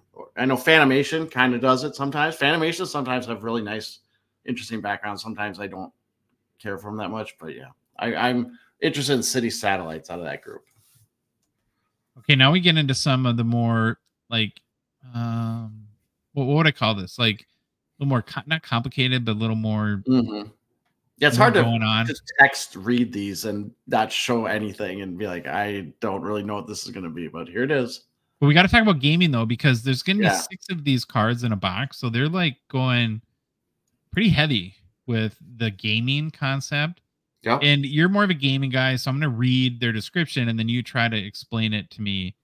It's 100 card set, gaming themed.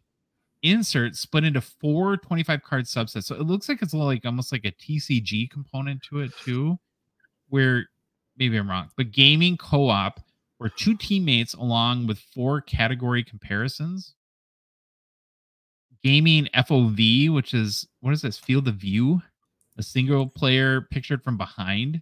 So you can see how do you do that in a card? I'll be really interested to see how that works out. Gaming PvP, 2 players from different teams, or one in their home jersey, the other in their away jersey, simulated to be competing against each other. And then Gaming XP features the experience level of each player. All 4 subsets are printed on foil board, and there are speckle, blue, green, numbered to 199, gold to 25, parallels of each. from the gaming set, yeah, 6 cards and 1 speckled parallel.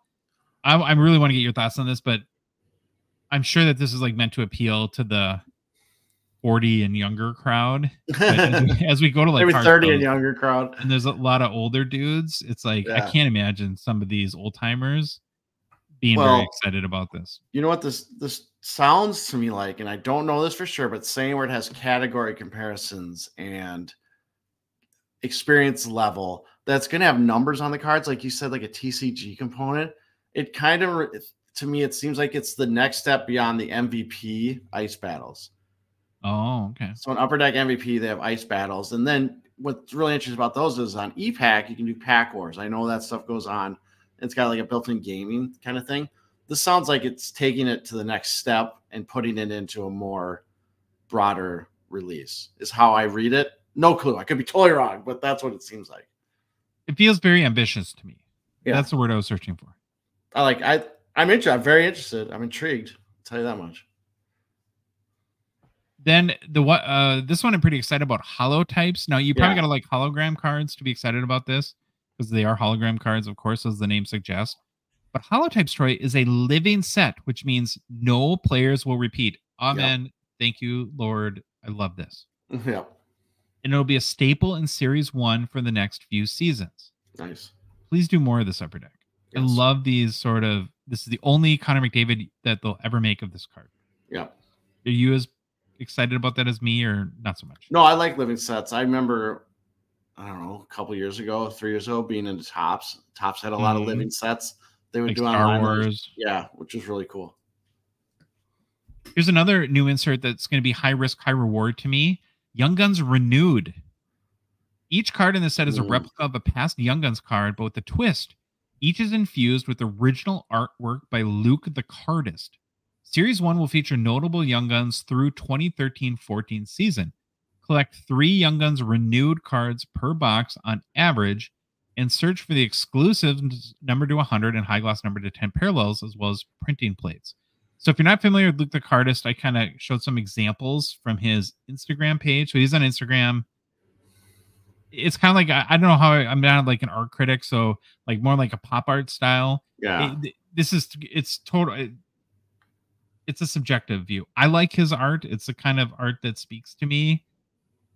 And I have no idea how the hobby is going to receive this. I like art cards. I don't love, the only thing I don't love about this is having Young Guns cards, especially if they say Young Guns. So I'm hoping, like in the case of like the example of the Bedard he did, where he kind of paints over the Young Guns badging, because I don't like cards that are rookie cards but are way beyond their rookie year. Yeah. I can't find a smooth way to say that, but I hope everyone gets what I mean. That being said, though, I'll admit I was a little bit negative towards this, but I really like Luke the Cardist, and I thought was, well, if these replace like an honor roll, I can live with that. Yeah. What do you think? I love the design. First off, I love any art cards. I'm usually a big fan of. I don't know how I don't know if I like the whole Young Guns Renewed concept. I don't know how I get it. I mean, I do like the look of that. I don't know if that Bedard that they're showing on the screen, is that the actual Bedard Young Guns Renewed? Is that what it's going to look like? Because at first I was like, well, why use the same picture? But if you're calling it Young Guns Renewed, it's like a different take on the original. They're only doing up through 2013-14. So that would be like, oh, okay. Okay. So it wouldn't be Bedard. It wouldn't even be, it would be McKinnon, right? Was 2013. So that's interesting. I'm intrigued. I'm using that word a lot. Intrigued. I am intrigued because I love art and I love flashy cards, kind of like this. I just want to see I want to see what the actual card looks like before I give my final verdict. This is going to be very polarizing, I'll say. Well, and Luke does have, I think, pedigree. Like, I think he's done work for Topps. Like, Topps has gone very heavy. You and I, before we were hockey card podcasters, Troy, we were just sports card bros, and we both got very swept off into Topps Project 70 and spent a lot of money on it. Yeah, and the cards are amazing. The values, though, have you looked lately? It's bad. Oh, I bet they're just so I wouldn't be thinking of these necessarily as an investment. Yeah, I for would be sure. thinking of him as I just love this card and I want it in my collection. Yeah, that to That's me, it's an art piece. I mean, this is literally an yeah. art piece. This is why you have a case that you can display, is for something like this, and all your other great cards.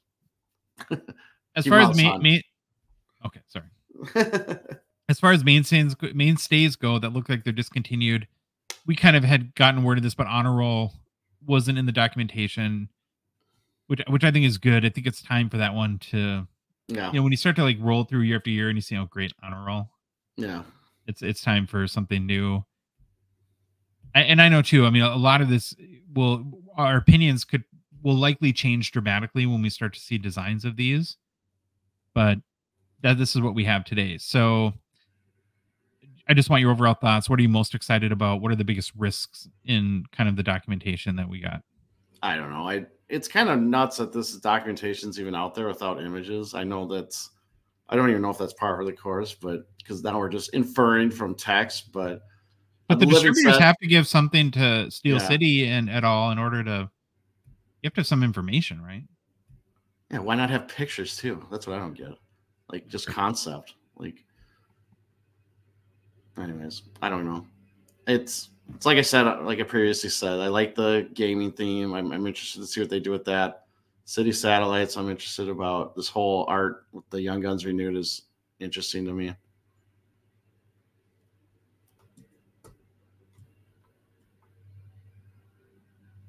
I think there's a lot of risk, Troy. But again, I'm going to commend Upper Deck for trying a bunch of new stuff. Right? We're not going to find the next Color Blast or whatever people downtown or whatever people want until they really start to do that. All right, we got to move on. PWCC Troy is a Gong Show partner and sponsor. We're thankful to them for their support of our show. The May premiere auction is live. We're going to take a quick look at the hockey cards that you can bid on in this month's premiere. And it looks like it's a McDavid theme, Troy. Once again, shocking, right? That a lot of McDavid cards in the auction. So I'm going to roll through those really quickly. First is a 2015-16 the Cup RPA at a 99 BGS 910 two-color patch, but not a bad one though. I mean, what's your review on this patch as far as two colors go? You're on mute, Troy. I'd rather have orange in there, but I can live with it. Blue and white looks fine. Okay, the next one is a 2015-16 Exquisite Collection RPA at a 97 BGS 910. Beautiful three-color patch, 4 breaks. It's crazy these sell for so much less than the Cup I know. RPA. Like the one we just looked at before, I can almost guarantee it will sell for more money. Yeah. But I like this card a lot better. Do you agree or disagree with that? No, I like this one way better. It's just, yeah. And then there's the 2015-16 OPG Platinum Rookie Auto Seismic Gold at a 25 PSA 9 Auto 10. I'm weird, and I've said for a long time, I prefer the non-auto Seismic Golds, but I gotta admit, it's a pretty cool card. Yeah, big McDavid card. So do you have a favorite of the three? Yeah, I would be totally on board if you're watching on YouTube. I like the 4 breaks and the 3 colors and the Exquisite Rookie Auto patch out of 99 or 97. Sorry. Yeah. I think this card looks so cool. And I always say this. I don't like how they put words behind the autograph, but at least it's not as distracting. This one's way more distracting. The Cup jersey auto out of 99. The auto is way more distracted by the text than this one. This one's at least a little bit lighter. So, but I like this one better. Yeah, leave a blank background behind the auto. Don't forget to check out more than 5,400 hockey cards in the PWCC fixed price marketplace. Lots of amazing cards there, of course. And then finally, the current weekly auction is live as well, which always has some unique and significant hockey cards in it too. After our Expo hiatus, Jeremy Lee and I will be back at it this upcoming Sunday night for our PWCC weekly auction hockey watch party on Jeremy's YouTube channel, Sports Cards Live, starting at 8:30 Central Time. Go to pwccmarketplace.com to check out all the auctions, the fixed price marketplace, and of course, place your bids. Well, you alluded to it, Troy. A huge mailbag.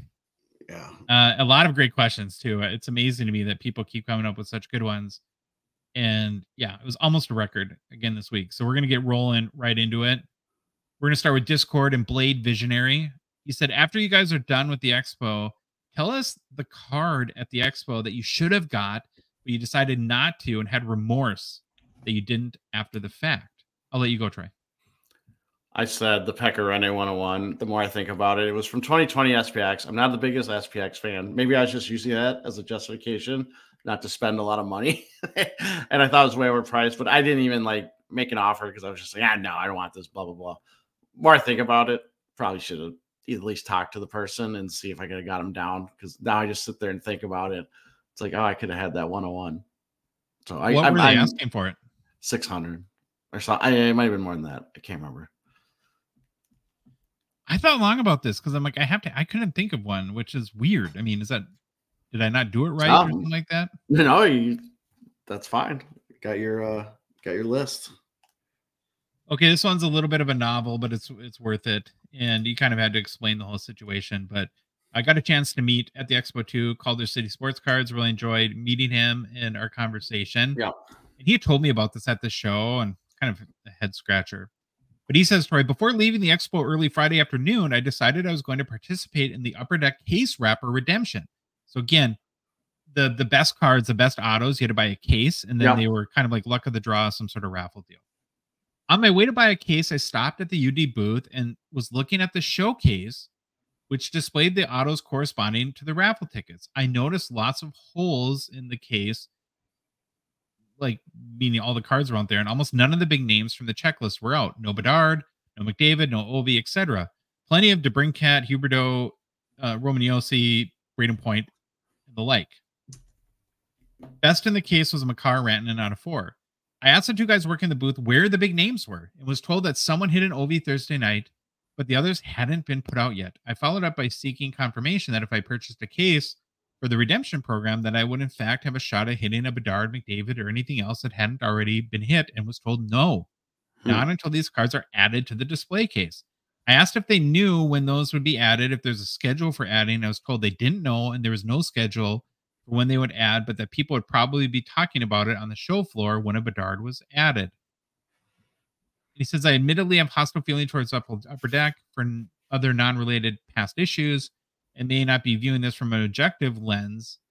So I'd love your opinion. Am I off base in thinking that this is wrong and incredibly misleading? The marketing materials for the promotion picture both Bedard and McDavid, but don't mention that your random raffle ticket won't be from a pool of all remaining autos on the checklist. Rather, it will only be from the ones Upper Deck selectively decides to make available at any given time. So people who bought cases Thursday and the first half of Friday hoping to hit a Bedard or McDavid probably did so never knowing they literally didn't have a chance to at either of them. Okay, I'm exhausted. No, you're first. I mean, personally, I did not know this. And if I know, like, we should probably get confirmation before I go on a rant, but if this was the case, that stinks. There's at least beyond, or like, I don't know, maybe I need to go back and read the redemption thing again. Maybe it's on there that they say this. But again, this doesn't seem right. I wouldn't like that if I bought a case trying to do the redemption, go up there, and that they don't tell you, like, hey, just let you know, this is how it works. There's, whatever the Bedards aren't out yet or something. It just seems odd. I'm guessing, and I was trying to think, why would you do this? Well, if the Bedard gets hit Thursday night at 7 p.m., nobody buys cases. No one buys cases, and now the diamond dealers are sitting on them. However, I don't like, if this is what truly occurred, which I'm not questioning. I have no reason to believe it wasn't, but we should probably get confirmation. I don't like it. I don't like how it sounds. I don't like how it looks. I don't like the optics of it at all. I've heard from multiple people this is what happened. Okay. I'm inclined to, and Calder's City is a state guy, so I'm more inclined, but my guess is that I think it's lack of a poor plan by Upper Deck, not some sort of nefarious thing. Yeah. We'll be mentioning it to them when we can as something to think about, because I think it did leave a bad taste in people's mouths. Yeah. All right, next question. Discord, 2 cent hockey cards. I have a few questions about pack grading. I totally get pack grading for any packs from the wax era, like pre-1990. What I do not totally understand is grading of modern foil packs. Grading for authenticity makes sense, but what difference does a number grade make for these packs? What even are the criteria for grading a pack? It's not corners, edges, surface, and centering. And why would it matter if a pack was graded PSA 8, 9, or 10? The only thing that should matter is it's authentic, right? If I sent a sealed box to PSA and asked them for a grade the individual packs, they should come back all as 10s, you would think, barring some unknown production error. I guess my main question is, what is the criteria used to grade modern packs? And should PSA 10 pack or graded pack command a premium over an 8 or 9, since that grade has nothing to do with the quality of the cards inside the pack? So I'm going to say it's a great question. And I honestly don't know a lot about pack grading. Yeah. So you're not talking to experts here. But one thing I do know, though, is that when you are getting a pack graded, the pack is the collectible, not the cards within it. Right. And so the pack is graded based on the condition of that pack and has nothing to do with the cards inside. What I did do, 2 cents, is I went to PSA's website and looked up their criteria, and you can do the same. And I just picked up their PSA 10 criteria. And so they break it down by wax pack and cello versus a foil. So for wax packs or cellos, it's a virtually perfect pack that should exhibit pristine corners and edges, which are all free of any holes, tears, or wear of any sort, including wear to the corner folds. The seal on the reverse must be virtually undisturbed and free of any soiling or toning. The sealed folds on the reverse must also lay flush on the pack and not exhibit any lift from the seal. In addition, the pack must be quote unquote fresh in appearance and free of any water or mildew damage to the wrapper or gum in order to qualify for this grade. The centering of the pack and text and image must be 60. So there is centering on pack grades, 60/40 or better. There may be an allowance made for a small printing imperfection as long as the pack still shows superb eye appeal. Then for plastic and or foil pack is virtually ideal pack that exhibits sharp corners, clean, problem-free edges. The pack should appear fresh. Seals are complete and intact. No visible wear or damage to the pack upon first inspection. Allowance may be made for small imperfections that do not have adverse impact on the eye appeal. The centering of the pack and text image must be 60/40 or better. So, I mean, it's kind of like, it sounds like they graded just like a card, basically, right? This sounds completely bonkers. I've lost interest. It was way too long, and I don't get.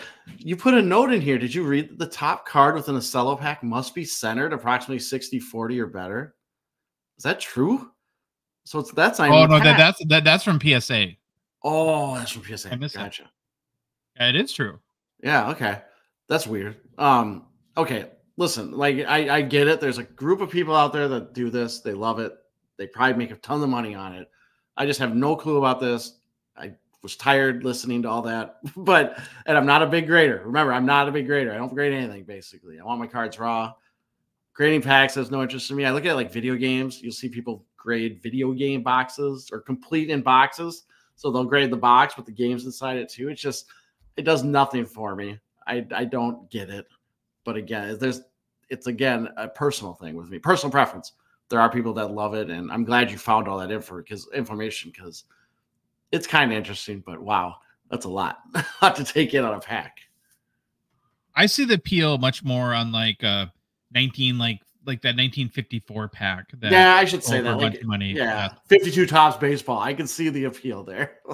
But at 20, I love the video of the guy. There's that video that everyone's seen where the guy's hands are he's just shaking. Like, it's like you feel bad for the dude. Yeah, terrified opening that. All right, this is a Troy question from Discord. Artvark33. What's the highest level of hockey did Troy compete at? References to him playing in Sweden and all over the world makes me hope there are clips of Troy out there putting a brick wall. Well, I mean, part of that is me making fun of the fact that you played everywhere in the world, but I'll let you answer the Troy question. Yeah, I did put it in Discord for him, but there's no clips of me anywhere. I don't think. I've never even found any. I remember when I played a lot of VHS tapes. Maybe I don't even know. Nothing was online. But no, highest level I ever played in hockey was high school. I was actually a better baseball player. And so when I went to college, I was actually a college baseball player. I was pretty good in hockey at my youth. Allowed me some opportunities, but I was a much better baseball player. I should scour the YouTube world and see if I could find anything on like videos. I know my parents have some VHS tapes, but they're probably I bet they're all degraded because they never got them digitized. I bet they're ruined by now. They got to be 40 years old. Maybe your fans will find, because you had some college baseball records at one point, didn't you? Yeah, but I don't think anymore. Like there was that one time I was like top RBI leader and whatever. I'm sure I know they're all probably shattered by now. Instagram, Cam's Hockey Cards. What do you guys do to the loud collector at the Expo? He's like a different guy collecting non-Senators cards. LOL. I don't think any human being on Earth can change Phil, the loud collector, as to what he does or collects in the hobby. He's a very, very well-known Brady Tkachuk collector, and he's kind of went off the rails branching out from Brady Tkachuk, and has left people a little shell-shocked. And I'm not even going to mention, because what he did the other day that was beyond shocking from a collecting standpoint, but he is an amazing person, and whatever he does, I support 110%. You got any comments? I just love Phil. I love Phil and his passion. He doesn't change. We adapt to him. That's how I look at it.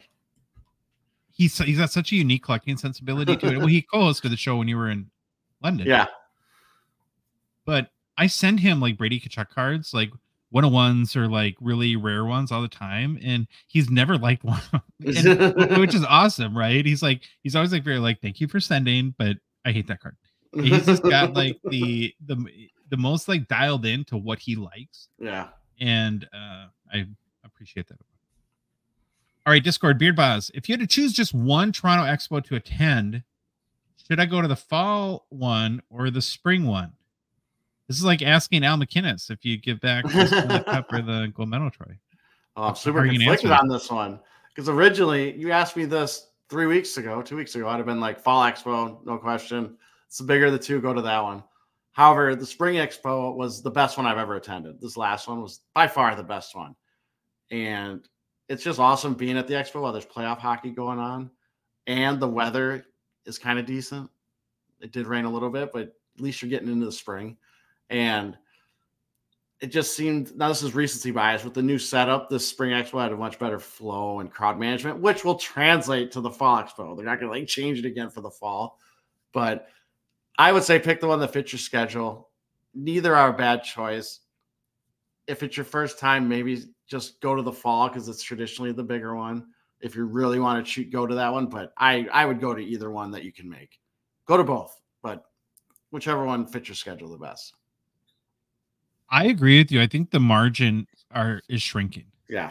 Because when we first went, which was again not too long ago, but people said, "Oh, go to the fall is more premier than the spring." But now that you have this whole holdover rookie issue, which means that like most of the biggest young guns come out in the spring too, so there's that factor, and both are amazing. You can't lose either way. So I like your whatever fits your schedule the best. Instagram, Pious Joker. How much will Bedard's card values increase when he wins the Calder Trophy? You got an answer for this one? I believe the value is built in already that he's going to win it. Yes, we had the 5 seconds where everyone's like Faber should win it, but it's going to be Bedard, and I think that's pretty much baked in to his value. I totally agree with you. Yeah. Good answer. Instagram, Riger 9402. Huge fan of the OPG retros, but why don't they do like baseball and pick a vintage year and redo that? Like the 0809 retro reprints, unbelievable set. I didn't confirm this with Upper Deck, but it's kind of information that we've heard before, and you can see it on Wikipedia, that when Upper Deck purchased the rights to OPG in 2006, it only covered that they did not get the rights to the historical designs. I wonder who owns those rights. I think Topps. That makes sense. Yeah.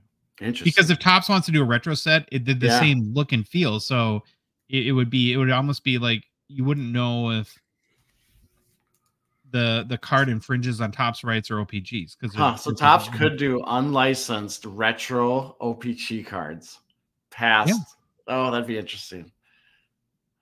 Yeah. That'd be interesting. Yeah, Twitter, I don't. Oh, go ahead. I'll just say Yeah. I always bring this up on the show when Topps does the cards that never were or cards that should have been.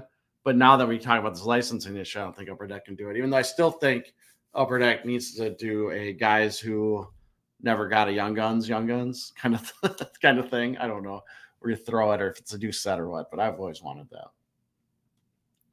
Okay, Twitter X Sebastian Engelhardt. What potential Stanley Cup Finals matchup do you think would be best for the overall good of the hobby? What do you think, Troy? All right.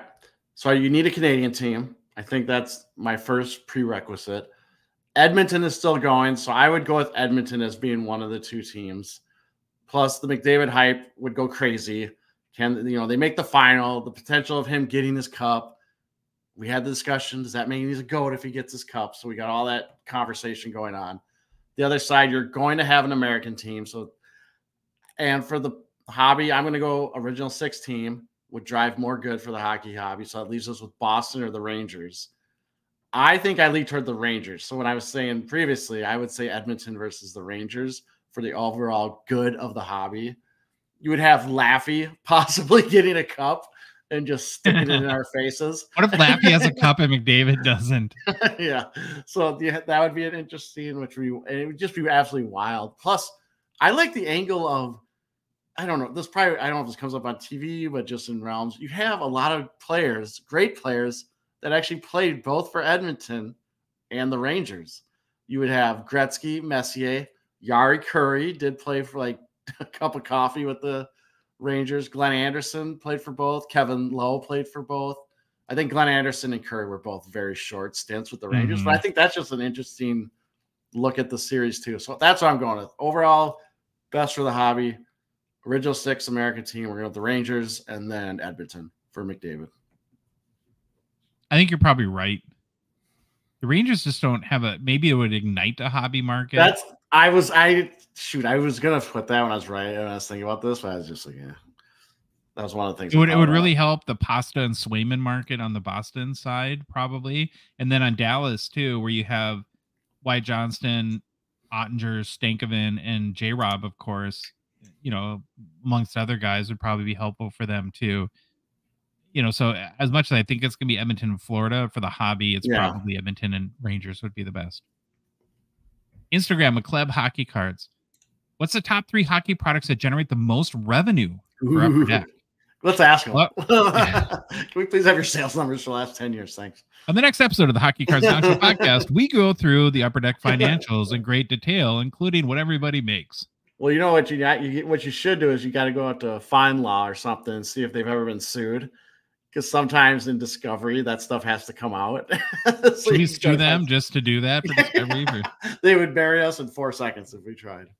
Our funds would run out pretty quick. Well, they're a private company, so we have to guess at this. There's no way to know. My guess would be Series 1, Series 2, and SB Authentic. Seems like a perfectly reasonable guess. Facebook, Ryan Clint. Did you guys buy any Tim Hortons Greatest Duos cards when you were at the Toronto Expo? If so, what do you think of them? Josh you kind of shots fired. I did. Shots fired because there was one time I tried to get packs. We go on the Tim Hortons. It was like the half gas station, half Tim Hortons thing. We go in there. The one time I tried to get packs, Josh went ahead of me and got their last 5 packs, and then they ran out, so I got nothing. That was like my 70th pack, too. I know. Well, at what point at Chateau Gongshow, you had your little phone out, and you were declaring that it's a 16-minute walk to Tim Hortons, and you were doing it, but whatever happened to your walk to Timmy Hortons? I never went for a walk. I was going to. I loved it. One of the things I really appreciate about the Tim Hortons is the novelty of it, because we have nothing like this in the U.S. Yeah. But then I think Upper Deck does a really good job thematically with this. It's not just like a worse version of regular Upper Deck cards. So you have like the legends that they had, the greatest duos, and I don't know. I really like them and enjoy sipping coffee and opening the packs. Instagram, Stells20. Which Young Guns parallels are available in retail? So you can find this on the checklist, Stell. So if you go to like Beckett Series 2, like the 2023-24 Series 2 checklist, There's two parallels that are available. So Outburst Silver you can get in retail. It's 1 in 180 pack odds, which is compared to 1 in 60 pack odds for hobby, so 3 times worse odds. And then if you consider Young Guns Canvas an insert or parallel, it's probably more of an insert technically, but Young Guns Canvas are available in retail too. Only the base, you can't get the black and white in retail. Yeah. It has 1 in 48 pack odds in retail versus 1 in 24 pack odds in hobby. So this is, I'm glad you found all this. I wish there was a better way that they explained this, like a chart or something, because you have to read through those sell sheet things, and it's kind of confusing how they write it up. But that's just me. Discord, Cigar Scott. Do y'all prefer buying boxes like OP Cheap or Upper like Flagship, OP Cheap, Parker's Metal Universe, where you get several packs per box and you're getting like 100 cards plus? Or do you prefer buying the premium boxes like SP Game Use or Ultimate, where you're getting 1 pack with less than 10 cards in it, where you don't have to sort through tons of base and lame parallels to find hits? I'm leaning towards the latter for my collection from now on. Yeah. So, Cigar, I totally see your point about that. Like, what do you do with all the base? And maybe my just brain damaged, which I'm sure I am. I always feel more satisfied opening a box because we never get good stuff in boxes. And so when it's like 4 cards and done, it's like, oh, that's it. Another, Braden Schneider auto, right? I think I enjoy opening boxes more that have more packs, but I totally get your point. No, I'm with you. I think I like boxes with more value. There's something that doesn't fill me when I open a box and it's 4 cards or 6 cards. And obviously the hits are probably going to be more, or the lottery gamble is bigger. You can probably get a bigger payoff, but there's just something that doesn't fill me with that. So I like more cards in a set or in a box. Great question though. Yep. Instagram, Jay Wonger 17. He says probably a podcast episode that includes an Upper Deck employee, but would be interested to know how they decide between this set is another insert in our product versus making a whole new product, like when they release SP Legends and other stuff. It's a great question to ask Upper Deck when we have them on sometime, and we're going to do our best to remember that, but don't know how they do that currently. Instagram, Sasky.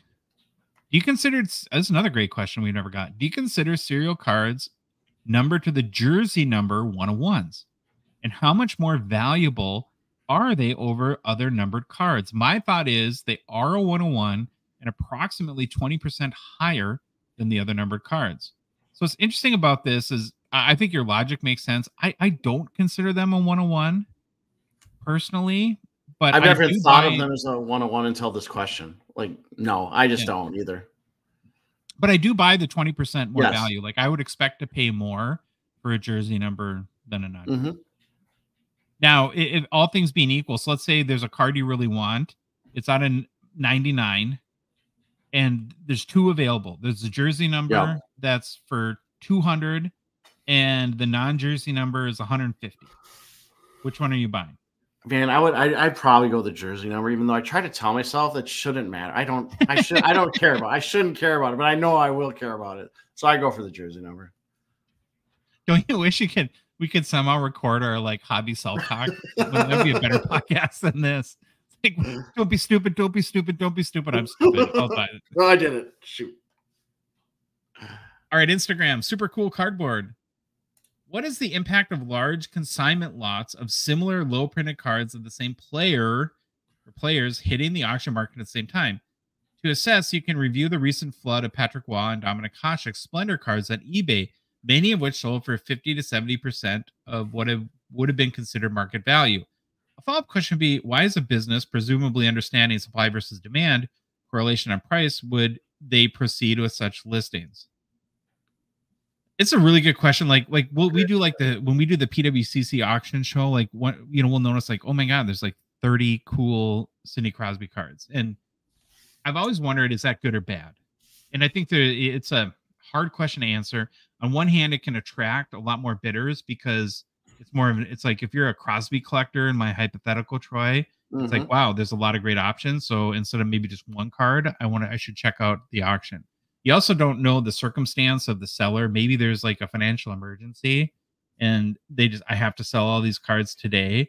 But if it was my personal collection, I would probably try to stagger it if I could over a year or two, if I had something really substantial like that. And then as far as why the auction companies or consignment services allow that, I just think that their business is about volume. Yeah. That they really can't make an assessment on the perfect strategy. They leave that up to the seller, and their mission is just to sell whatever people want to sell. Right? But do you have comments or other thoughts? No, you've said exactly what I was going to say. Like, I think about that all the time when I see 20 Bedard Young Guns in an auction. Does that make sense? But I don't know. Free market, let it work, I guess. Instagram, BLN Cards. Are we being too harsh on Ovi limping, quote unquote, to the goals record? He says that Gretzky only has 57 goals with his time in the New York Rangers. Maybe. Here's what I've noticed for a long time with athletes at the end of their careers is that, especially the ones that are able to end on their own terms, play as long as they want, and some guys can't let go. And Michael Jordan wasn't really good his last few years. Wayne Gretzky wasn't really good. But what happens, we have really short memories. And within 2-3 years, the player is solely remembered for when they were at their absolute greatest. And so I'm confident, whether we're being too harsh on Ovi right now, that once he does finally hang up the skates, that a couple years down the road, he'll be remembered for the prime Ovi versus how his career, good or bad, how his career ends. Do you agree with that? Agree with that 100%. Instagram, Great Ones era. Would you automatically send a Bedard Young Gun for grading or sell it raw? To me, it depends on the condition of the card. So I would do my own inspection, which I have a horrible track record of. And because of that, I would probably have you look at it. I might go to our card shop and have them look at it. But if the consensus was that this one has a good chance to gem, I would probably grade it. What would you do? Put it in a penny sleeve top loader and throw it in my case. Okay, there you go. From Facebook, Andrews, how do you say it? Hi. Sorry, Andrew, I'm stumbling at HSI. He says, how would you strategize around SP Authentic for 2023-24? Presale prices are already out of reach for many collectors. Yes, agree. I think the move here is you just got to be patient. Yep. You got to wait 6 months or a year even let's assume you want a Bedard Future Watch Auto.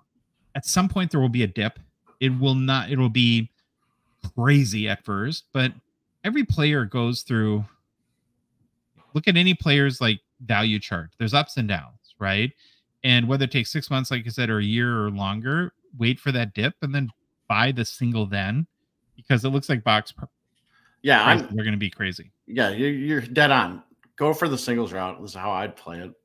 I mean, the boxes or cases are going to be crazy to start. And remember, there's 1,000 of them. Yes. It's not a rare card. Nope. It's a valuable card, but it's not a rare card. Yeah. Facebook, Jason Jones, the beef with Leaf. Ooh. So I'll go first and I'll let you go. Yeah. I have no particular beef against Leaf. Beef against Leaf. I love that. I just have a strong bias, Troy, to licensed products. That's how I roll. I like to see the logos on my cards. In one way, though, I take that back. I do have a beef with Leaf when it comes to Art of Hockey. There's way too many of these cards that are so patently hideous. Yeah. I mean, it's just not even a matter of do I like the artwork or not. They're hideous, right? And so that's my beef. But I am finally curious to see they have new ownership. I would love to see them and hope that they take hockey seriously and do some kind of creative and amazing things with it. What's your take on Leaf? I mean, we've opened up Leaf hockey products. We've talked about them on our show. I could honestly say this: they're not my favorite. I'm like you. I like licensed hockey products. I like seeing team logos. However, with that said, I have bought some pretty nice Leaf products. they don't really do it for me when they have to do the unlicensed stuff. And like, if it's a full body image, I never, they're pretty good about hiding stuff, but I never like when I can see like there should be a logo there and it's not there. So that's always held me back from them. They do come out with some really interesting products that we probably should give a little more look at maybe at some point. Maybe a deep dive onto Leaf is in the works that we should probably do. I don't know. But yeah, I'm no beef with Leaf. They're just not our favorite, and we probably should look at them a little more. I almost bought a Leaf Pavel Bure tonight. There you go. It was like a game use stick card where like they did like a cutout of a stick and then had like a stick behind it. Yeah. And Otto is a really nice looking card, but he was wearing a white blank jersey. And I just can't get past. I can't get past that. I'm not saying that that's right. That's just my personal collecting taste. Yep. Instagram, Matt Sodal. What are your opinions on making the auto subset or ranking the auto subsets within the cup, i.e. cup foundations, emblems of endorsements, scripted materials, etc.? Always curious about the popularity or following of each. This is a fantastic question. I honestly don't feel like I'm qualified to answer. Like, you almost need like a Mitch Grotman, a cup expert, on to do so. What I would tell you, Matt, is, to me, the true RPAs and exquisite RPAs are the easy 1 and 2 in my book. And then when it comes down to all these other subsets like emblems or signature materials, I just want the card with the cleanest auto and the best patches. And I'm pretty agnostic as to what because a lot of them blend kind of. I don't understand the difference in a lot of them either. I said that either like 7 times. So yeah, I guess that's my thought. Yeah, I'm with you. Mitch would be way more qualified to answer this question. All right, Instagram, jwonger17. If you could own one card to add to your PC regardless of monetary value, which card would it be and why? Personally, mine would be a Sedin dual signed double patch card. That would be cool. Troy, I'll let you go first. 83-84 Pelly Lindbergh PSA 10 or a 1978 OPG Mike Bossy PSA 10. The Bossy, way more expensive, way out of my price range right now.